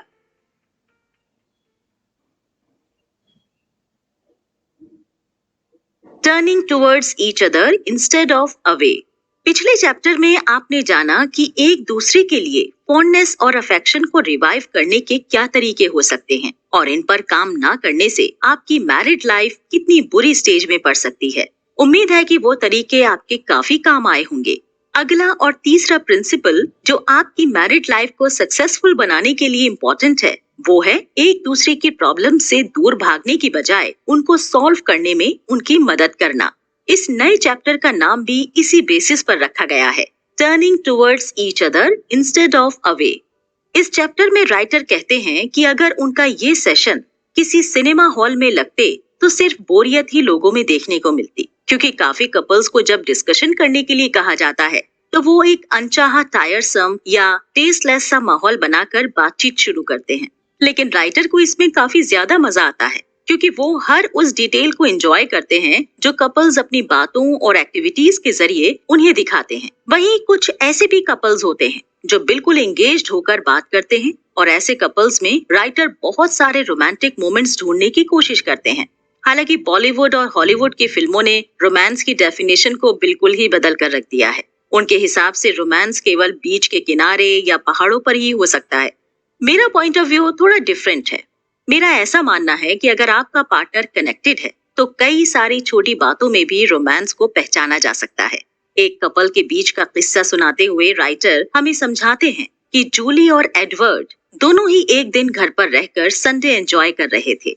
तभी ड्रायर की तेज आवाज आना शुरू हो गई और एडवर्ड ने जूली को कुछ बड़बड़ाते हुए सुना। हालांकि उसने पहले इसे नजरअंदाज करना ठीक समझा, पर उसके बड़बड़ाने की आवाज तेज जानकर जूली से पूछा, क्या सब ठीक है? इस पर जूली ने जवाब दिया, मुझे कपड़े धुलने में कोई प्रॉब्लम नहीं है, लेकिन इन्हें तय करके रखना मुझे बिल्कुल भी पसंद नहीं है। इस पर एडवर्ड ने मुड़कर वहां से चले जाने के बजाय जूली की मदद करना ज्यादा बेहतर समझा। एडवर्ड ने जैज म्यूजिक लगाकर कपड़ों को तय करना शुरू किया और फिर ये देखकर जूली ने भी एडवर्ड को इस काम में ज्वाइन किया। आप सोचिए कि अगर एडवर्ड वहां से चला जाता तो शायद जूली को कभी ये पता ही नहीं चलता कि एडवर्ड उसे काम में हेल्प करने के लिए हमेशा तैयार रहता है। छोटी छोटी बातों के जरिए आप किसी भी कंडीशन में अपने पार्टनर को छोड़कर जाने के बजाय उनके साथ मिलकर उसे सॉर्ट आउट करने का यकीन दिला सकते हैं। मान लीजिए कि आप किसी ग्रोसरी स्टोर में अपने पार्टनर के साथ गए हुए हैं और आपके फीमेल पार्टनर के पूछने पर क्या घर पर बटर खत्म हो गया, तुम्हें याद है, इस पर मेल पार्टनर के सिर्फ ये कह देने से कि मुझे नहीं पता, आप खुद को अकेला समझ सकती हैं। पर अगर इसी सेंटेंस के आगे ये जोड़ दिया जाए कि चलो ले लेते हैं, अगर खत्म हो गया होगा तो हमें दोबारा नहीं आना पड़ेगा, तो आप ये सुनकर समझेंगी कि घर के कामों को आप अकेले हैंडल नहीं कर रही हैं, आपका पार्टनर आपके साथ है। हालांकि एक दूसरे के लिए रेजिस्टेंस देखने के भी कई मामले सामने आते हैं, जिसमें या तो पार्टनर देखकर अनदेखा कर देते हैं या अनसुना कर देते हैं। इस रेजिस्टेंस को डायरेक्टली शो ना करके कुछ लोग दूसरे माध्यम का सहारा लेते हैं। आजकल सोशल मीडिया कॉन्फ्रंटेशन से बचने का एक अच्छा जरिया बन गया है। अक्सर किसी एक की अपनी प्रॉब्लम शेयर करते वक्त दूसरा पार्टनर अपना मोबाइल फोन ऑन करके उसे ओवरलुक कर देता है।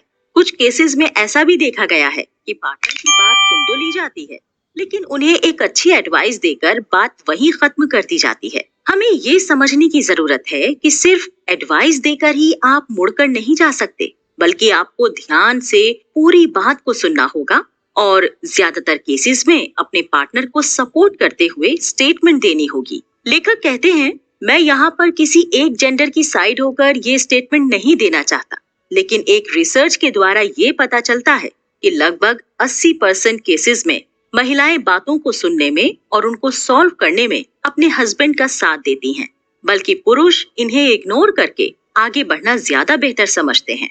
अगर आप अपने रिश्ते में कुछ ऐसा ही कर रहे हैं तो इस बात को समझना होगा कि कुछ चीजों को अकेले सॉल्व करने या डील करने में बहुत मुश्किल होती है और आपको अपने पार्टनर का इसमें साथ देना चाहिए। अगर वो किसी काम को कर सकने में असमर्थ है तो आपको उनकी इस कमी को बिना किसी हेजिटेशन के अपनाना भी पड़ेगा।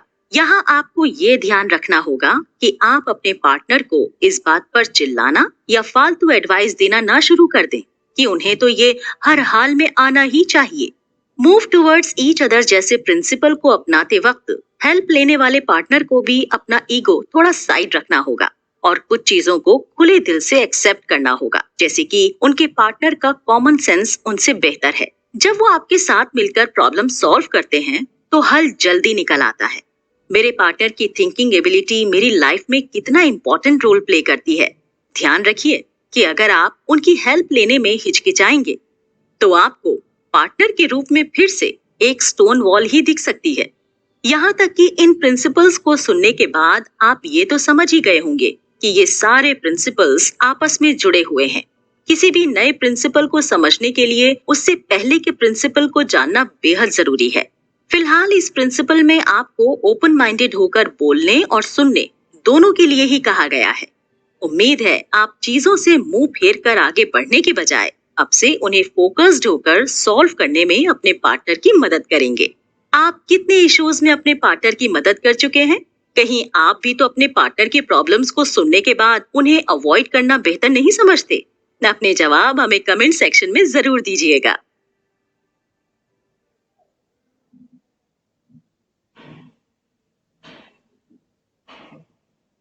इन्फ्लुएंस। पिछले प्रिंसिपल के एक्सप्लेनेशन वाले चैप्टर में आपने जाना कि एक स्ट्रॉन्ग रिलेशनशिप या मैरिज को बनाए रखने के लिए एक दूसरे की प्रॉब्लम से मुंह मोड़ने के बजाय उन्हें गौर से सुनना और मिलकर हल निकालना कितना ज्यादा मायने रखता है। सिर्फ एक एश्योर कर देने वाली बात से ही आपके रिलेशनशिप काफी हद तक अच्छे हो सकते हैं। ये चैप्टर जो एक नए और चौथे प्रिंसिपल को बताता है उसका नाम है इन्फ्लुएंस। अक्सर हमने कई सारे रिश्तों में देखा है कि दो पार्टनर्स में से कोई एक ही उस मैरिज या रिलेशनशिप को लीड कर रहा होता है और दूसरा उसे चुपचाप फॉलो करता है। अगर दूसरे पार्टनर ने अपना व्यू रखना भी चाहा तो उन्हें या तो अनसुना कर दिया जाता है या फिर उन्हें सही ना बताकर उस पर्सन को किसी भी मामले की कम समझ होने का एहसास करा दिया जाता है। इसके ऑपोजिट जो इमोशनली इंटेलिजेंट कपल्स होते हैं, वो किसी भी कंक्लूजन पर पहुंचने से पहले चीजों को डिस्कस करना और दूसरे के थॉट्स को तुम्हारा क्या ख्याल है ऐसा बोलकर सुनना पसंद करते हैं। पार्टनर्स के व्यू की रिस्पेक्ट करना आपके रिलेशनशिप के लिए कितना जरूरी है, आइए इसे एक कहानी के जरिए समझते हैं। जेरेमी, जो एक पुरानी कार खरीदना चाहता था, फिल नाम के पर्सन के पास गया और कार को दिखाने के लिए कहा।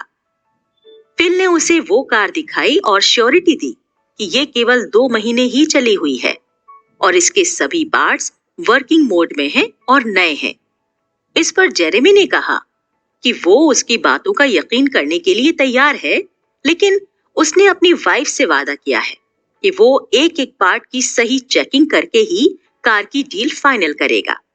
इस पर फिल ने थोड़ा हंसते हुए कहा कि क्या वाइफ की ओपिनियन इतनी ज्यादा मैटर करती है, और वो भी तब जब औरतों को गाड़ियों की कम नॉलेज होती है। जेरेमी ने जवाब दिया कि हाँ, बिल्कुल करती है। और क्या आप अपनी वाइफ की ओपिनियन लेना पसंद नहीं करते? तो फिल ने कहा कि माफ कीजिएगा, मेरा डाइवोर्स हो चुका है। जेरेमी ने इस पर कहा कि शायद यही वजह रही होगी। पार्ट्स को चेक कराने पर देखा कि उसके सस्पेंशन सिस्टम को काफी ज्यादा रिपेयरिंग की जरूरत थी। जेरेमी ने फिल से ना तो वो कार ली और ना ही उसकी एडवाइस। इस कहानी से हमें 2 बातें सीखने को मिल सकती हैं कि पार्टनर की ओपिनियन का एक अच्छा खासा रोल आपके रिलेशनशिप में होता है, और दूसरा ये कि उनकी गैर मौजूदगी में भी उनके ओपिनियन को साइडलाइन नहीं करना चाहिए। रिसर्च के डेटा के हिसाब से लगभग 70% पुरुष अपनी वाइफ की ओपिनियन की परवाह ही नहीं करते।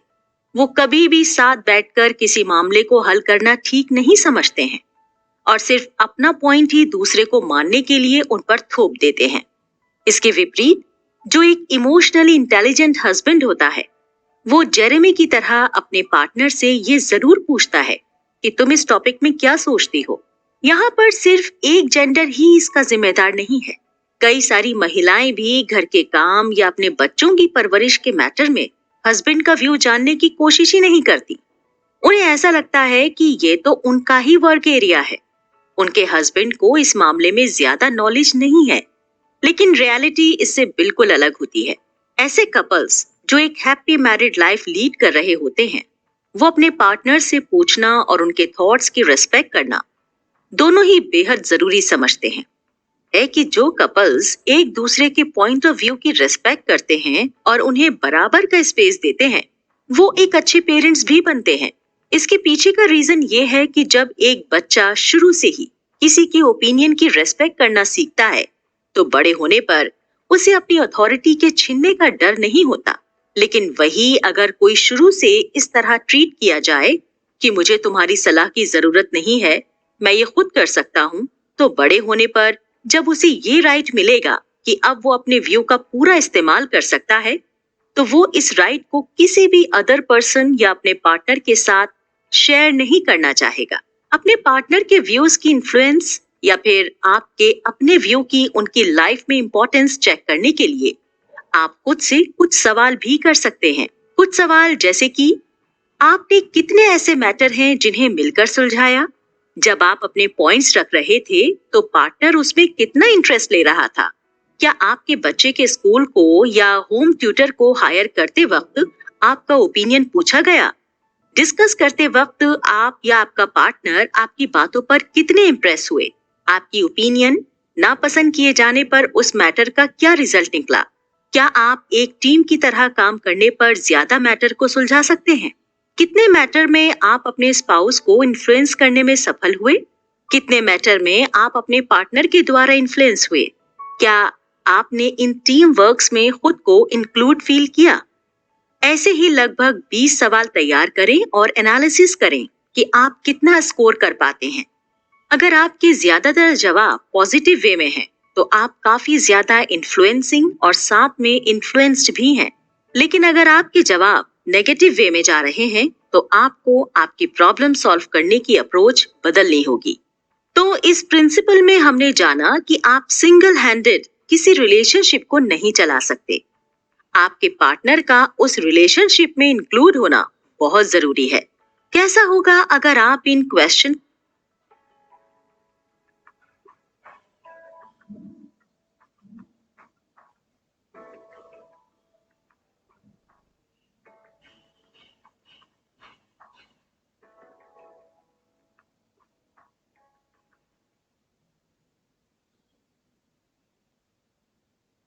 कॉन्फ्लिक्ट्स। पिछले चैप्टर में हमने आपकी और आपके पार्टनर की ओपिनियन को रेस्पेक्ट करने की बात की। पार्टनर के व्यूज आपको कितना इन्फ्लुएंस करते हैं या आप अपने पार्टनर को किस पॉइंट तक इन्फ्लुएंस करने में सक्सेसफुल होते हैं, इसका डिटेल डिस्कशन हमें पिछले चैप्टर में मिला। इस चैप्टर में हम किसी नए प्रिंसिपल को डिस्कस करने से पहले कॉन्फ्लिक्ट्स को समझने की कोशिश करेंगे। ये क्यों जनरेट होते हैं, किस तरह के कॉन्फ्लिक्ट्स हमें एक कपल के बीच देखने को मिलते हैं और उन्हें किस तरह से हम सुलझा सकते हैं, ये सभी बातें हम इस चैप्टर में डिस्कस करेंगे। हम सभी जानते हैं कि मैरिज दो अलग इंडिविजुअल पर्सनालिटीज का एक यूनियन है।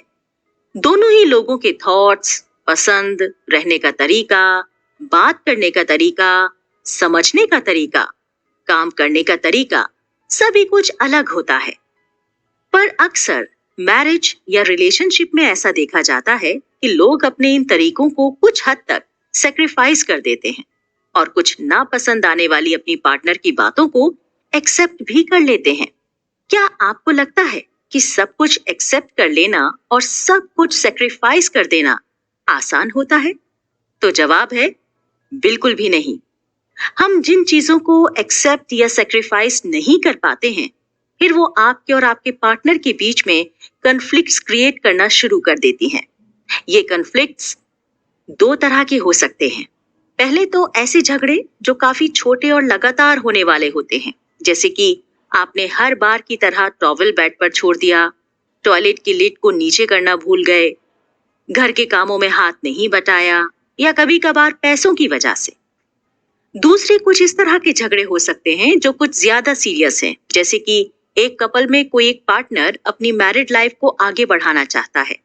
वो चाहता है कि ये एक सही टाइम है और उन्हें पेरेंट्स बनने की ओर ध्यान देना चाहिए, लेकिन दूसरा ये सोच रहा है कि ये सही टाइम नहीं है।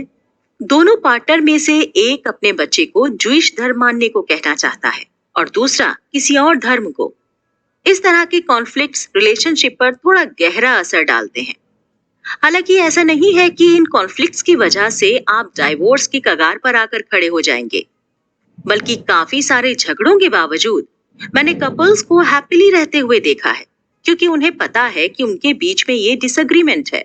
किसी पर्सन को चुनते वक्त हमें ये हमेशा ध्यान रखना चाहिए कि हम उन्हें चुनने के साथ साथ उनकी बहुत सारी और कभी ना खत्म होने वाली प्रॉब्लम्स को भी चुन रहे हैं। इसलिए राइटर का मानना है कि पार्टनर को पिक करने से पहले आप उसके बारे में बेहतर जान लें, ताकि आगे चलकर उन कभी ना खत्म होने वाली प्रॉब्लम से आपको ज्यादा तकलीफ ना हो।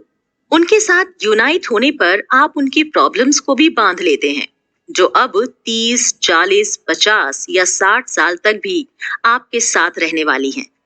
कभी कभी इन कॉन्फ्लिक्ट्स की वजह से आप एक ऐसी स्टेज में फंस जाते हैं जिसे हमने ग्रिड लॉक का नाम दिया है। आप इसे एक एग्जाम्पल से समझ सकते हैं। मरिया और जेन एक ऐसे कपल हैं जिनका जॉब उनके रिलेशनशिप पर काफी असर डालता है। उनके जॉब की शिफ्ट्स में डिफरेंसेस होने की वजह से एक दूसरे को टाइम दे पाना इम्पॉसिबल सा दिखाई देता है।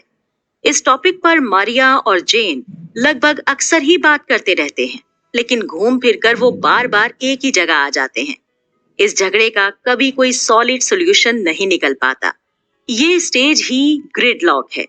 अगर आप किसी कॉन्फ्लिक्ट को लेकर कंफ्यूज हैं कि आप ग्रिड लॉक की स्टेज पर हैं या नहीं, तो एक क्वेश्चन लिस्ट आपकी मदद कर सकती है। किसी कॉन्फ्लिक्ट को डिस्कस करते टाइम आप नेग्लेक्टेड फील करते हैं? झगड़े के टाइम आप एक ही पॉइंट को घुमा फिरा कर कहते रहते हैं? झगड़ा खत्म होने के बाद आप हर बार की तरह ज्यादा हर्ट महसूस करते हैं? आपके झगड़ों में थोड़े से भी फन की जगह नहीं होती? क्या एंड में आप किसी निष्कर्ष पर ना पहुंचकर एक दूसरे से बात करना ही बंद कर देते हैं? अगर आपके जवाब ज्यादातर हाँ में हैं, तो अनफॉर्चुनेटली आप एक ग्रिड लॉक के स्टेज पर हैं, और अगर आपके जवाब ना में हैं, तो आप उन्हें जल्द ही सुलझा लेंगे। इसमें इतनी भी कोई मुश्किल बात नहीं है कि अगर आप एक ग्रिड लॉक के स्टेज पर हैं और उससे बाहर निकलना चाहते हैं, कुछ टिप्स को फॉलो करके आप उन सभी कॉन्फ्लिक्ट्स को रिजॉल्व कर सकते हैं। आप स्टार्टिंग में बहुत रूड ना होकर थोड़ा पोलाइट रहने की कोशिश करें। टाइम टाइम पर रिपेयर अटेम्प्ट्स का इस्तेमाल करते रहें। अपने कॉन्फ्लिक्ट्स के बीच में फ्लडिंग, स्टोन वॉल जैसी सिचुएशन ना आने दें। पार्टनर को बराबर रिस्पॉन्ड करना बहुत जरूरी है। ऐसे पॉइंट्स को ढूंढने की कोशिश करें जो कि झगड़े की मूल जड़ हैं। थोड़ा टॉलरेंट बनने की कोशिश करें। देखें कि इस कॉन्फ्लिक्ट को ना सुलझाने से आपके रिश्ते को कितना लॉस हो रहा है। कॉन्फ्लिक्ट्स में ग्रिडलॉक को पहचानने के लिए पहले झगड़े का टाइप पहचानना भी जरूरी है। आप जिस मुद्दे पर लड़ रहे हैं, वो एक लगातार चलने वाला झगड़ा है या एक सॉल्वेबल कॉन्फ्लिक्ट है। आप कॉन्फ्लिक्ट्स को सुलझाने के लिए भी क्वेश्चनायर या किसी रिटेन एक्सरसाइज की मदद ले सकते हैं। आपका पार्टनर आपके साथ इमोशनली अटैच है भी या नहीं? क्या आप शुरू से ही डिसएग्री करने वाले पॉइंट्स पर फोकस करते हैं? आपको भी ऐसा लगता है कि आपको कॉन्वर्सेशन के दौरान फॉर ग्रांटेड ले लिया जाता है? क्या आप नॉर्मल बातचीत करते वक्त भी हाई टोन फेस करते हैं? कहीं ऐसा तो नहीं कि आपके पार्टनर आपको ठीक से जानते ही नहीं हैं? आप में से कोई भी एक किसी ड्रग का या किसी दूसरे नशे का हैबिचुअल तो नहीं है? आपकी शादी एक साइनिंग कॉन्ट्रैक्ट ही तो नहीं है? इसमें इमोशंस हैं भी या नहीं, वगैरह वगैरह। कोशिश करें कि कॉन्फ्लिक्ट्स को सुलझाते टाइम आप हमेशा ये ना सोचें कि आप बिल्कुल सही हैं और आपका पार्टनर ही गलत है। ये एक तरह का नेगेटिव इन्फ्लुएंस होगा और हर बार की तरह इस बार भी कोई हल नहीं निकल पाएगा।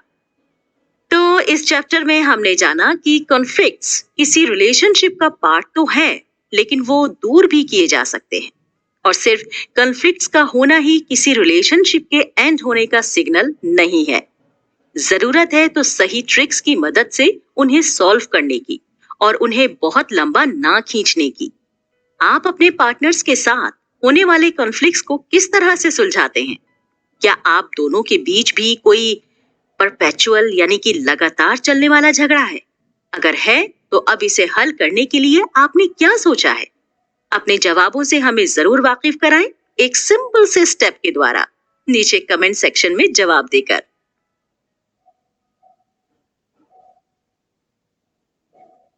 Solve the solvable. इस चैप्टर से पहले आपने जाना कि हम किन तरह के कॉन्फ्लिक्ट्स को एक लव लाइफ में देख सकते हैं, और ये रिलेशनशिप का एक अनअवॉइडेबल भाग है। इनसे बचा जा सकता है या इन्हें एक ग्रिड लॉक स्टेज में आने से पहले ही कैसे खत्म कर सकते हैं, ये सारी बातों पर हमने पिछले चैप्टर में डिस्कशन किया। इस चैप्टर की शुरुआत एक नए प्रिंसिपल के साथ करते हैं जिसका नाम है सॉल्व द सॉल्वेबल। इसका सीधा सा मतलब कि कॉन्फ्लिक्ट को पहचानने के बाद अगर आपको ऐसा लगता है कि ये तो बहुत इजीली सुलझ सकता है, तो बस हमें थोड़े पेशेंस की और कॉम्प्रोमाइज करने की जरूरत है। इसमें कोई भी शक नहीं है कि अगर एक कपल एक दूसरे की बराबर रेस्पेक्ट करता है और उनके व्यूज और ओपिनियन को किसी आर्ग्यूमेंट में बिना किसी हेजिटेशन के शामिल करता है, तो वो बहुत जल्दी अपने झगड़ों को सुलझा लेते हैं। ऐसे कपल्स में ग्रिडलॉक तक पहुंचने की नौबत ही नहीं आती। ऐसा सोचना सरासर गलत होगा कि अगर एक कॉन्फ्लिक्ट तेज आवाज के साथ खत्म हुआ है तो ये प्रिडिक्टिव नहीं होगा। कभी कभी बहुत ही ज्यादा हार्श आर्ग्यूमेंट भी पॉजिटिव रिजल्ट दे जाते हैं। अगर आप अपने पार्टनर के किसी काम से काफी नाराज हैं और जानना चाहते हैं कि वो ऐसा अक्सर क्यों करते हैं, तो एक बार आप खुद को उनकी जगह पर रख कर देखिए। आप खुद ब खुद जान जाएंगे कि वजह क्या है। पिछले चैप्टर में कुछ ऐसे पॉइंट्स बताए गए जिन्हें ध्यान में रखकर आप सॉल्यूशन तक पहुंच सकते हैं, जैसे धीमी टोन के साथ शुरुआत करना, किसी भी तरह की पर्सनालिटी पर कमेंट ना करना, थोड़ा कॉम्प्रोमाइज करने की कोशिश करना, और सबसे जरूरी है कॉन्फ्लिक्ट्स की वजह जानने की कोशिश करना। काफी बार झगड़े बेवजह ही शुरू हो जाते हैं। इस बात को आपने भी महसूस किया होगा। सोचिए, अगर आप किसी मेहमान के जाते वक्त उनका छाता भूलने पर ये कहें कि आपके साथ क्या प्रॉब्लम है, आप अपनी चीजों को भूलते रहते हो। पर हम ऐसा नहीं कहते। लेकिन जब वही काम हमारे पार्टनर मिस्टेक से कर देते हैं, तो हम उन्हें ऐसे बोलकर याद नहीं दिलाते हैं। आपके इस तरह से बात करने पर हो सकता है कोई ओल्ड इश्यूज भी झगड़े में बदल जाए। कहने का मतलब है कि पार्टनर को वही इक्वल रिस्पेक्ट आपको देनी पड़ेगी जो आप अपने बॉस को या अपने मेहमानों को देते हैं। हाँ, इसमें कोई दिक्कत नहीं कि आपके कहने का लहजा ऑफिशियल ना होकर फ्रेंडली हो सकता है। कभी कभी हम घर पर उन्हें एक अनएक्सपेक्टेबल वे में ट्रीट कर रहे होते हैं और अचानक से किसी पड़ोसी या कलीग के आ जाने पर हमारा व्यवहार बदल जाता है और हम बाहर के लोगों को ऐसा दिखाते हैं कि हम इसी तरह आपस में बिहेव करते हैं। आपको ज्यादा कुछ एक्स्ट्रा करने की नहीं, बल्कि असल में उन्हें ऐसे ही ट्रीट करने की जरूरत है। क्योंकि जितना ज्यादा आप ओपन और एक दूसरे के लिए रिस्पेक्टफुल रहेंगे, कॉन्फ्लिक्ट्स को सुलझाना उतना ही आसान होगा। ये सारे टिप्स किसी एक्स्ट्रा ट्रेनिंग का पार्ट नहीं है, बल्कि ये तो हम में पहले से ही प्रेजेंट रहते हैं। हाँ, बस हम इन्हें यूज करना भूल जाते हैं। आप अचानक से अपने पार्टनर से सॉफ्ट टोन में बात करने की एक्सपेक्टेशंस नहीं रख सकते, क्योंकि ये एक लंबा प्रोसेस है और आपको इसे एक रेगुलर लाइफ का पार्ट बनाना होगा, ताकि जब आपके बीच झगड़े की शुरुआत हो तब वो एक सॉफ्ट टोन से ही हो। झगड़ों को जल्द सुलझाने के लिए और ग्रिड लॉक की पोजीशन तक ना पहुंचने देने के लिए आपको रिपेयर अटेम्प्ट्स का सहारा लेना ही होगा। झगड़ों के बीच में ये कह देना, जैसे कि हाँ, मुझे उस वक्त तुम पर चिल्लाना नहीं चाहिए था, मैं अगली बार से इस बात का ध्यान रखूंगी, ये काफी हद तक आपको सॉल्यूशन के करीब पहुंचा सकते हैं। आप दोनों को ही एक दूसरे को बोलने का मौका देना चाहिए। किसी भी एक पार्टनर का दूसरे पार्टनर को डोमिनेट करना आपको ग्रिड लॉक तक जरूर पहुंचा सकता है। कॉन्फ्लिक्ट्स के बीच में आप अपने पार्टनर को ये बोलकर आई एम वेरी हर्ट उन्हें अपनी प्रॉब्लम से अवेयर करा सकते हैं। कॉन्फ्लिक्ट डिस्कशन के दौरान आप एक दूसरे को अपनी एक्टिविटीज के जरिए कंफर्ट फील करा सकते हैं। साथ ही साथ आपका अपने आप को भी कंफर्टेबल महसूस कराना इंपॉर्टेंट है। आप इस डिस्कशन के बीच में ये बोल सकते हैं कि अच्छा ठीक है, अभी हम इस बात को यहीं खत्म करते हैं और शाम में इस पर बात करेंगे। इस बीच के टाइम को आप कोई नई बात सोचने में इन्वेस्ट कर सकते हैं कि पार्टनर को किस तरह से कन्विंस कर लिया जाए। जब आप इन सब स्किल्स के मास्टर हो जाएंगे तो कोई भी मुश्किल झगड़ा आसानी से सुलझा पाएंगे। आई होप ये प्रिंसिपल आपको काफी हद तक मदद करेगा और इस चैप्टर में एक्सप्लेन की गई वो सारी स्किल्स जो दोनों ही पार्टनर को आनी चाहिए, वो एक लेवल तक आपके झगड़े को खत्म कर देंगी। किसी भी ऐसे झगड़े को सुलझाते वक्त आपने कभी उसे आगे के लिए छोड़ दिया है? अगर हाँ, तो वो कौन सी स्किल है जिसका यूज करके आप उसे सुलझाने वाले हैं? अपने स्किल्स को खुद तक ही लिमिटेड ना रखिए, बल्कि कमेंट सेक्शन में लिखकर दूसरों को भी उससे अवेयर कराइए।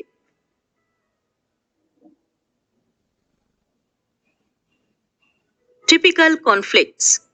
इससे पहले के चैप्टर में हमने 5वें प्रिंसिपल के बारे में बात की, जिसमें कॉन्फ्लिक्ट्स को सुलझाने के तरीकों का जिक्र किया गया था, चाहे वो डोमिनेंस की बुरी आदत को छोड़कर किया जाए या फिर कॉम्प्रोमाइज की आदत को शामिल करके किया जाए।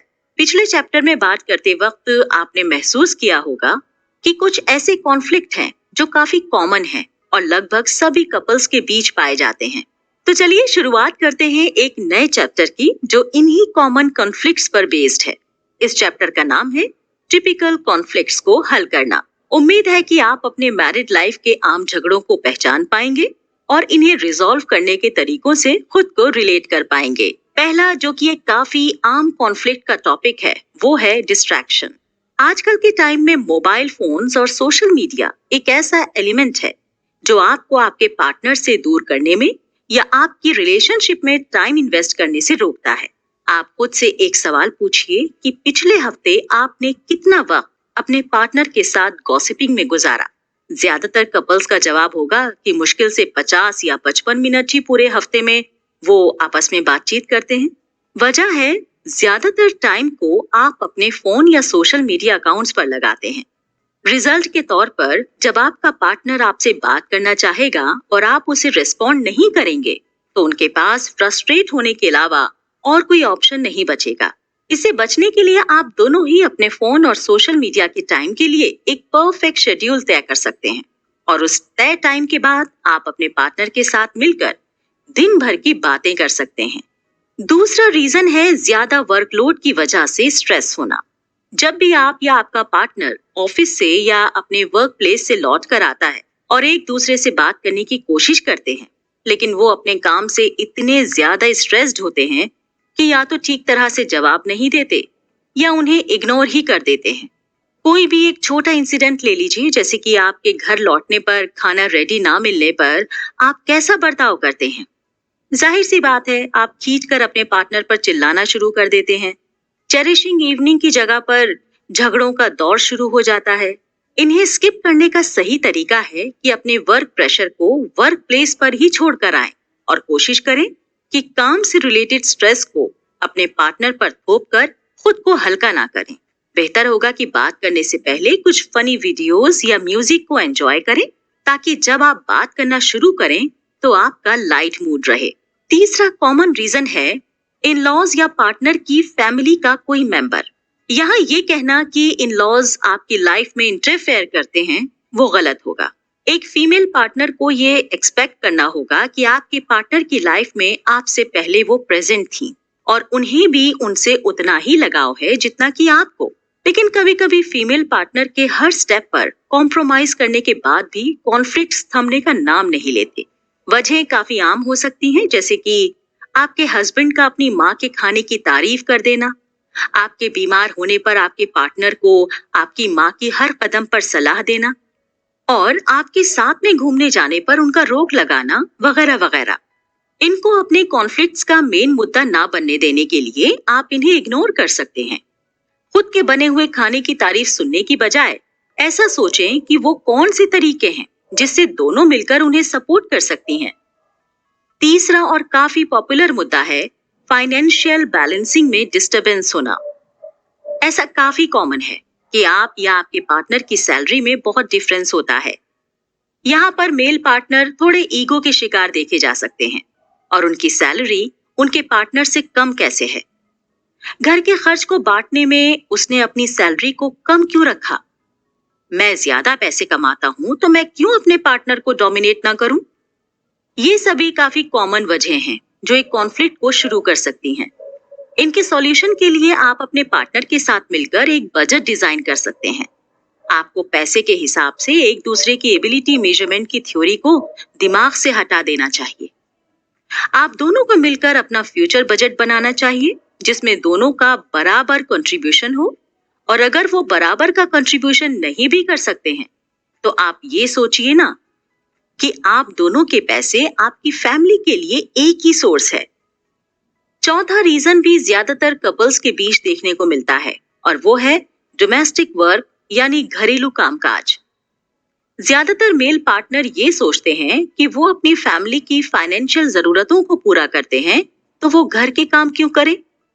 पर आप जरा खुद को अपने पार्टनर की जगह पर रखकर सोचें कि उनके पूरा दिन काम करने पर भी उन्हें किसी रिवॉर्ड से नहीं नवाजा जाता है। अगर दोनों ही पार्टनर वर्किंग हैं, तो भी घर के कामों को लेकर अक्सर झगड़े देखे जाते हैं। यहाँ पर सॉल्यूशन ये है कि एक टू डू लिस्ट तैयार करें और मिलकर अपने टास्क पूरे करें। काम को लेकर एक दूसरे पर चिल्लाने से बेहतर रहेगा कि आप उस एनर्जी को मिलकर काम खत्म करने में लगाएं। पांचवा रीजन जो रिलेशनशिप्स में दरार डालता है वो है पेरेंट्स बनना। ऐसा बहुत केसेस में देखा जाता है कि आप तो उस वक्त उस स्टेप के लिए तैयार हैं, लेकिन आपका पार्टनर अग्री नहीं करता। ये एक कॉन्फ्लिक्ट की सीरियस वजह है। कई सारे पार्टनर अपनी फैमिली के प्रेशर की वजह से जल्दबाजी करते हैं। यहाँ पर आपको किसी और के पॉइंट ऑफ व्यू को नजरअंदाज करते हुए पहले अपने और अपने पार्टनर के लाइफ स्टेटस को देखकर डिसीजन लेना चाहिए। तो अब तक आप ये तो समझ ही गए होंगे कि जिन वजहों से जो झगड़े आप अपने मैरिड लाइफ में देख रहे हैं वो कोई नए नहीं हैं। आपके जैसे कई सारे कपल्स इन्हें फेस करते हैं। क्या आपकी कॉन्फ्लिक्ट की वजह भी सेम ही है या कुछ अलग अलग कॉन्फ्लिक्ट आपको परेशान करते हैं? आप अपने उन इश्यूज को कमेंट सेक्शन में पोस्ट कर सकते हैं। क्या पता उन्हें रिजॉल्व करने का कोई नया और आसान सा तरीका ही आपको मिल जाए।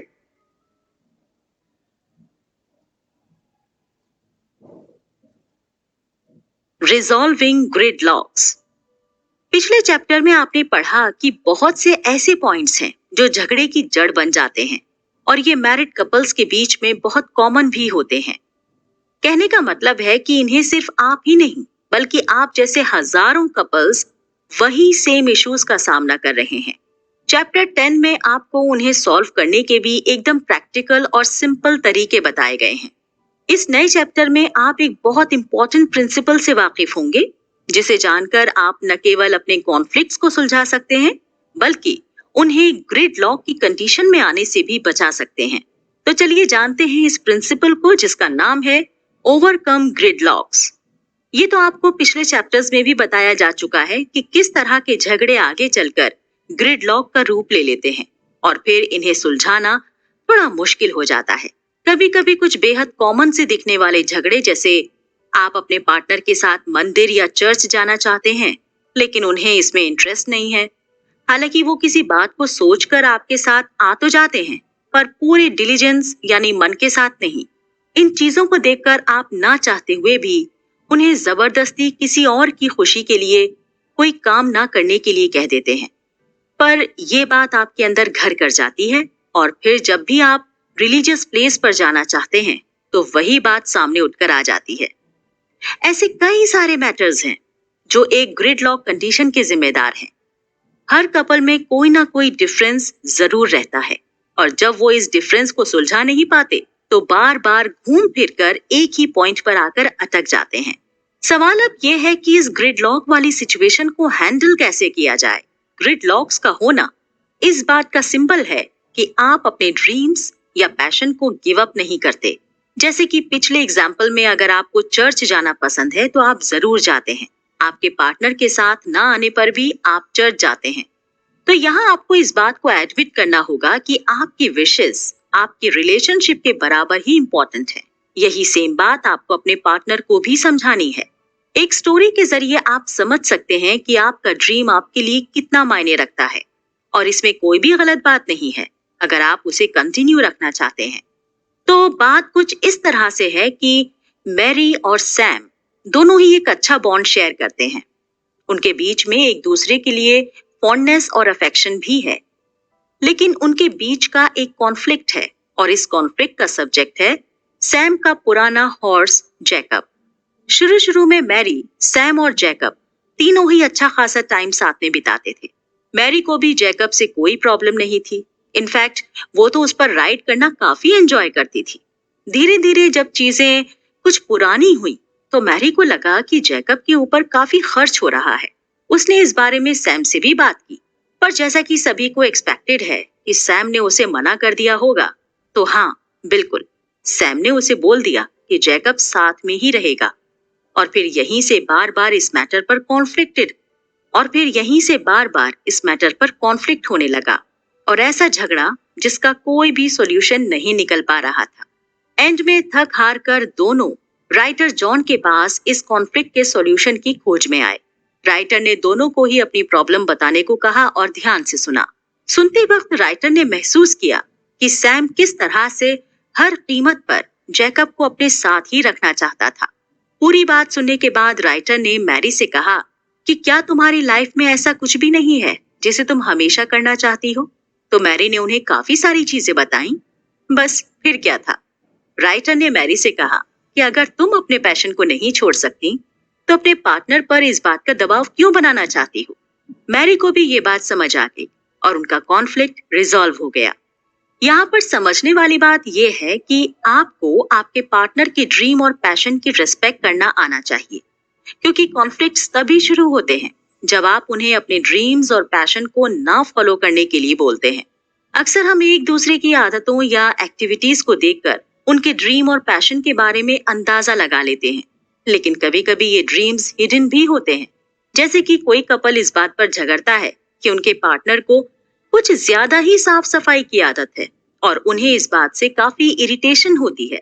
आपको इस केस में ऐसा सोचना चाहिए कि हो सकता है आपका पार्टनर हमेशा से अपने घर को वेल मेंटेन देखना चाहता हो और इसी वजह से वो हमेशा साफ सफाई को लेकर झगड़ा करता हो। आपको अपने पार्टनर की इस आदत की रिस्पेक्ट करनी चाहिए, क्योंकि इसके पीछे उनका एक हिडन ड्रीम है। छुपे हुए अपने पार्टनर्स के ड्रीम को पहचानना कोई मुश्किल काम नहीं। हालांकि थोड़ी मेहनत आपको कॉन्वर्सेशन से करनी पड़ेगी। आप उनसे पूछ सकते हैं कि आपकी इस आदत के पीछे का मोटिव क्या है, क्या कुछ स्पेसिफिक इससे जुड़ा हुआ है। चलो आज अपने ड्रीम्स को डिस्कस करते हैं। हमारे मिलने से पहले तुम्हें किस तरह की लिविंग लाइफ जीना पसंद था, या तुम कैसी लाइफ जीने के ड्रीम्स देखते थे, वगैरह वगैरह। ऐसे कुछ सवाल करके आप आसानी से अपने ड्रीम्स को रिवील कर सकते हैं और अपने पार्टनर्स के ड्रीम को जान भी सकते हैं। इन छुपे हुए ड्रीम्स को ढूंढ लेने के बाद आप उन्हें थैंक यू बोलकर थैंकफुलनेस जाहिर कर सकते हैं कि उन्होंने आपकी ड्रीम को पहचानने और उसे रेस्पेक्ट करने की कोशिश की। इस तरह से काफी हद तक आप कॉन्फ्लिक्ट्स की जड़ को पहचान सकते हैं और उनके ड्रीम के लिए झुकाव देखकर आप उस कॉन्फ्लिक्ट को रिजॉल्व भी कर सकते हैं। हालांकि यहाँ पर आपको थोड़ा कॉम्प्रोमाइजिंग बर्ताव रखना पड़ेगा। तो इस चैप्टर में आपने जाना कि एक रिलेशनशिप में पार्टनर्स की ड्रीम की बहुत वैल्यू है और आपको इस बात को समझकर ही ग्रिडलॉक्स को सुलझाना होगा। लास्ट में थैंक यू बोलकर आप इस विश्वास को पक्का कर सकते हैं कि उन्हें आपके ड्रीम्स और पैशन की बहुत कद्र है। क्या आपने कभी अपने पार्टनर के हिडन ड्रीम को जानने की कोशिश की है? क्या आपके कुछ ड्रीम्स ही कॉन्फ्लिक्ट्स को ग्रिडलॉक की सिचुएशन में ले आकर छोड़ देते हैं? अपने सवालों के जवाब हमें कमेंट सेक्शन में जरूर बताएं।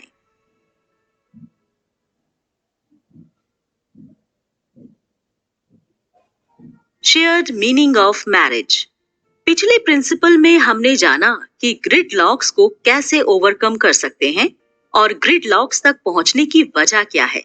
कहीं इसके पीछे आपके पार्टनर का कोई मिसिंग ड्रीम तो नहीं?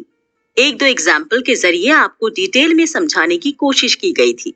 मैं उम्मीद करती हूँ कि अब तक आप अपनी मैरिड लाइफ के ग्रिडलॉक्स की वजह जान चुके होंगे। तो चलिए चलते हैं इस किताब के लास्ट प्रिंसिपल पर, जो कि 7वां प्रिंसिपल है और इसका नाम है shared meaning of marriage. Principle को समझाने या बताने से पहले मैं आपको बताना चाहूंगी कि अगर आप इस किताब के पिछले 6 प्रिंसिपल्स को फॉलो करते हैं तो आपको इस आखिरी प्रिंसिपल की ज्यादा जरूरत नहीं पड़ेगी। पर अगर उन 6 प्रिंसिपल्स को फॉलो करने के बावजूद भी आप अपनी मैरिड लाइफ में कुछ मिसिंग फील कर रहे हैं तो शायद वो शेयरिंग की फील ही है। कभी कभी कपल्स को लगता है कि एक मैरिज में जो कुछ भी इम्पोर्टेंट होना चाहिए वो सब उनके पास है, जैसे किड्स, फैमिली, मेमोरीज और एक अच्छा अर्निंग सोर्स भी। पर शायद वो एक ही घर में रहते हुए भी खुद को एक कपल नहीं बल्कि एक रूममेट ही समझ पाते हैं। ऐसे कपल्स अपनी लाइफ को साथ में स्पेंड तो कर रहे होते हैं, लेकिन मैरिज को लेकर जिस तरह की शेयरिंग उनके बीच होनी चाहिए वो नहीं होती। ध्यान रखिए, शादी केवल बच्चे, घर, घर के काम, वेकेशन का ही नाम नहीं है। शेयरिंग का मतलब आप इस तरह से समझ सकते हैं जैसे कि आप आपस में एक रिच कल्चरल ग्रुप को डेवलप करें। यहाँ रिच ग्रुप का मतलब किसी बड़े ग्रुप या कम्युनिटी से नहीं है, बल्कि ऐसा ग्रुप जिसमें आप साथ में संडे को डिनर पर जाते हों, अपनी फेवरेट फुटबॉल टीम के जीतने पर साथ में शैंपेन की बोतल खोलते हों, अपने बच्चे के बर्थडे पर साथ मिलकर अपने घर को सजाते हैं, वगैरह वगैरह। ऐसा करने से अगर आपके बीच बहुत सारे कॉन्फ्लिक्ट्स भी हैं, तो भी आप एक हैप्पी मैरिड लाइफ को एंजॉय कर सकते हैं। शेयरिंग को एक एग्जाम्पल से आप समझ सकते हैं। जेसिका और रॉन काफी टाइम से एक दूसरे के साथ थे और अपनी अपनी फैमिलीज के रहन सहन और कल्चर को अक्सर डिस्कस करते रहते थे। ऐसे ही एक इंसिडेंट का जिक्र करते हुए रॉन ने कहा कि उसकी दादी, जिनका एक ग्रोसरी स्टोर था, वो अक्सर बच्चों और जरूरतमंदों की मदद करने के लिए तैयार रहती थी और उन्हें फ्री में सामान दिया करती थी। वो जानती थी कि उनके पड़ोस में बहुत सारे ऐसे लोग रहते हैं जिनके पास ज्यादा पैसे तो नहीं हैं, पर उन्हें सामान की जरूरत है। ये सारी ही बातें जेसिका बड़े ध्यान से सुन रही थी और उसने महसूस किया कि ये किस्सा सुनाते वक्त रॉन अपनी दादी के लिए काफी प्राउड फील कर रहा था। कुछ दिन के बाद जेसिका ने अपने पड़ोस के बच्चों के लिए खाने की ढेर सारी चीजें खरीदी और रॉन को बुलाया कि वो उस सामान को बच्चों में आकर बांट दे। ऐसा करने से रॉन को ये लगा कि उसका पार्टनर उसकी फैमिली की बातों की रिस्पेक्ट करता है और इस बात को वो रॉन के घर से लेकर अपने घर पर शेयर करना चाहती है। राइटर आगे बताते हैं कि मैं ऐसा बिल्कुल भी नहीं सोचता कि रॉन और जेसिका के बीच कोई कॉन्फ्लिक्ट नहीं हुआ होगा, लेकिन इस शेयरिंग के जरिए ही उन्हें उस कॉन्फ्लिक्ट के बारे में खुलकर बोलने का मौका मिल गया और वो उस कॉन्फ्लिक्ट को ग्रिडलॉक की सिचुएशन में जाने से रोक पाए। जो मुझे लगता है कि शेयरिंग को बढ़ाने में काफी मददगार रहता है, वो है फैमिली रिचुअल शेयरिंग।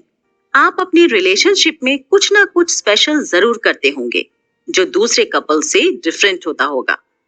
बस यही सब आपके अपने फैमिली रिचुअल हैं। फॉर एग्जाम्पल, अपनी दादी जी के बर्थडे पर आप साथ मिलकर केक बेक करते हैं और फैमिली में किसी एक पर्सन को एग से एलर्जी होने पर उनके लिए आप मिलकर फ्रूट केक बनाते हैं। आपके घर पर सभी लोग संडे को फ्री नहीं रह पाते तो कोई बात नहीं, आप वीक के दूसरे दिन को चुन लेते हैं जब सब एक साथ बाहर जा पाएं। ये आपका अपना रिचुअल है कि आप वेडनेसडे को एंजॉय करते हैं जबकि दूसरे लोग संडे को। काफी सारे घरों में ऐसा देखा जाता है कि लोग खाना खाते वक्त टीवी जरूर ऑन करते हैं और इस तरह एक साथ बैठकर भी वो किसी कॉन्वर्सेशन का पार्ट नहीं बन पाते क्योंकि वो अपना सारा ध्यान टीवी पर ही रखते हैं। आप खाने के वक्त टीवी ऑफ करने का एक नया रिचुअल डेवलप कर सकते हैं। ऐसे अपने सेपरेट रिचुअल बनाने से आपका बॉन्ड आपके पार्टनर के साथ काफी स्ट्रांग हो जाता है क्योंकि यहाँ आप कुछ अलग करके अपनी फैमिली को खुश रखने की कोशिश कर रहे होते हैं। दूसरा पिलर जो आपकी शेयरिंग को और ज्यादा डेंस बनाते हैं वो है आपकी पर्सनालिटी रोल को शेयर करना। ऐसा सोचिए कि आप और आपके पार्टनर के बीच में कुछ पर्सनालिटी से जुड़े हुए डिफरेंसेस हैं, जैसे कि आप थोड़े प्रोटेक्टिव हैं लेकिन आपके पार्टनर हमेशा खुलकर एंजॉय करते हैं। आप ऐसा चाहेंगे कि आप जो आदतें अपने बच्चों में ट्रांसफर नहीं कर पा रहे हैं वो आपका पार्टनर करे। इस तरह से आप काफी हद तक एक शेयर्ड पर्सनालिटी को अपने फैमिली मेंबर्स में कन्वे करते हैं। आप अपने बच्चे को खुद के लिए प्रोटेक्टिव होने के साथ साथ उसे खुलकर बात करना, सभी से मिलना और एंजॉय करना सिखा पाएंगे। तीसरा पिलर है शेयर्ड गोल्स का। हो सकता है आपके पार्टनर ने बचपन में कुछ अब्यूजिव और ऑफेंसिव मैटर का सामना किया हो और वो आगे की लाइफ में उनके अगेंस्ट काम करना चाहते हो, तो यहाँ पर आप अपने पार्टनर को उनका गोल अचीव करने में सपोर्ट कर सकते हैं। ऐसा भी हो सकता है कि आपके पार्टनर को डोनेट करना बहुत पसंद हो और वो ये काम बखूबी अकेले कर सकते हैं, लेकिन उनके लिए आप सामान अरेंज करके आप ये यकीन दिला सकते हैं कि ये गोल उनका अकेले का नहीं बल्कि एक शेयर्ड गोल है। चौथा पिलर जो शेयरिंग का है वो आपके घर के डेकोरेशन या रिलीजियस बिलीफ को लेकर हो सकता है। जैसे कि आप अपने डाइनिंग रूम में अपने पूर्वजों के पिक्चर्स लगाना पसंद करते हैं और ऐसा मानते हैं कि वो आपकी फैमिली को ब्लेस करते हैं, पर आपका पार्टनर घर पर कुछ रिलीजियस सिंबल लगाना चाहता है, तो आप दोनों ही मिलकर कुछ स्पेस डिवाइड कर सकते हैं और दोनों ही मिलकर अपनी मर्जी से घर को सजा सकते हैं। तो इस चैप्टर में आपने जाना कि सिर्फ चीजें शेयर कर लेने भर से आप एक हैप्पी मैरिड लाइफ को एंजॉय नहीं कर सकते, बल्कि आपको अपने गोल्स, ड्रीम्स और बहुत कुछ शेयर करना सीखना होगा। आपकी फैमिली का ऐसा कौन सा रिचुअल है जो कि बाकी के कपल से डिफरेंट है और आप कौन कौन से गोल को अचीव करने में एक दूसरे की मदद करते हैं? अपने जवाब आप कमेंट के जरिए हम तक पहुंचा सकते हैं। एक मैरिज काउंसलर होने के नाते राइटर ने इस किताब में उन सभी एस्पेक्ट्स को कवर करने की कोशिश की है जो एक कपल अपनी मैरिड लाइफ में फेस करता है। हालांकि कोई भी मैरिज काउंसलर या क्वेश्चन एक्सरसाइज आपकी मैरिड लाइफ को एकदम परफेक्ट नहीं बना सकता। इसके लिए आपको खुद से ही इनिशिएटिव लेना होगा और एफर्ट्स डालने होंगे। मैरिज को आप एक लॉन्ग जर्नी के जैसा समझ सकते हैं जो एक दूसरे के बिल्कुल अनजान होने से लेकर एक दूसरे के हैबिचुअल हो जाने तक का सफर है। इस सफर के बीच में आपको झगड़े, मेमोरीज, कॉम्प्रोमाइजेस, पेशेंस और काफी कुछ देखने को मिलेगा, पर आपको इन सभी से हार मानकर गिव अप नहीं करना है, बल्कि उन्हें सेव कैसे कर सकते हैं ये समझने की कोशिश करनी होगी। आप अपने पास्ट में जाकर ये देख सकते हैं कि जब आपने इस रिलेशनशिप या मैरिज को शुरू किया था तो कितने ही सारे हार्डशिप्स देखी थी और उनका सामना भी किया था। तो अब जब वो किसी एंड पर आकर खड़े हो गए हैं तो कम से कम उनके आधे एफर्ट्स ही डालकर उन्हें बचा लिया जाए। सबसे इम्पोर्टेंट है कि आप अपने रिलेशनशिप या मैरिज में एक दूसरे के साथ साथ खुद को भी माफ करना सीखें। ये काफी कॉमन है कि झगड़ों के दौरान आप कुछ नेगेटिव क्रिटिसिज्म कर देते हैं, लेकिन अगर आपको इसका एहसास है तो आई एम सॉरी, ये मेरी गलती थी, ऐसा बोलने में बिल्कुल भी वक्त न लगाएं। लेकिन अगर आपका पार्टनर एक पॉजिटिव क्रिटिसिज्म कर रहा है तो उसे खुलकर एक्सेप्ट करना भी सीखें। हमेशा झगड़कर ये कहें कि मैं अपनी जगह बिल्कुल सही हूँ। बात को या झगड़े को आगे तक ना बढ़ाएं। इससे आप फिर से ग्रिड लॉक की सिचुएशन में आ जाएंगे। आई होप ये बुक समरी आपको पसंद आई होगी और कई सारे ऐसे मुद्दे जो आप खुलकर सामने नहीं रख पाते हैं, उन्हें कुकू एफएम की इस सीरीज के जरिए आप सुलझाने में सक्सेसफुल हो पाए होंगे। बुक समरी आपको कैसी लगी? कमेंट बॉक्स में अपना रिव्यू देना ना भूलें।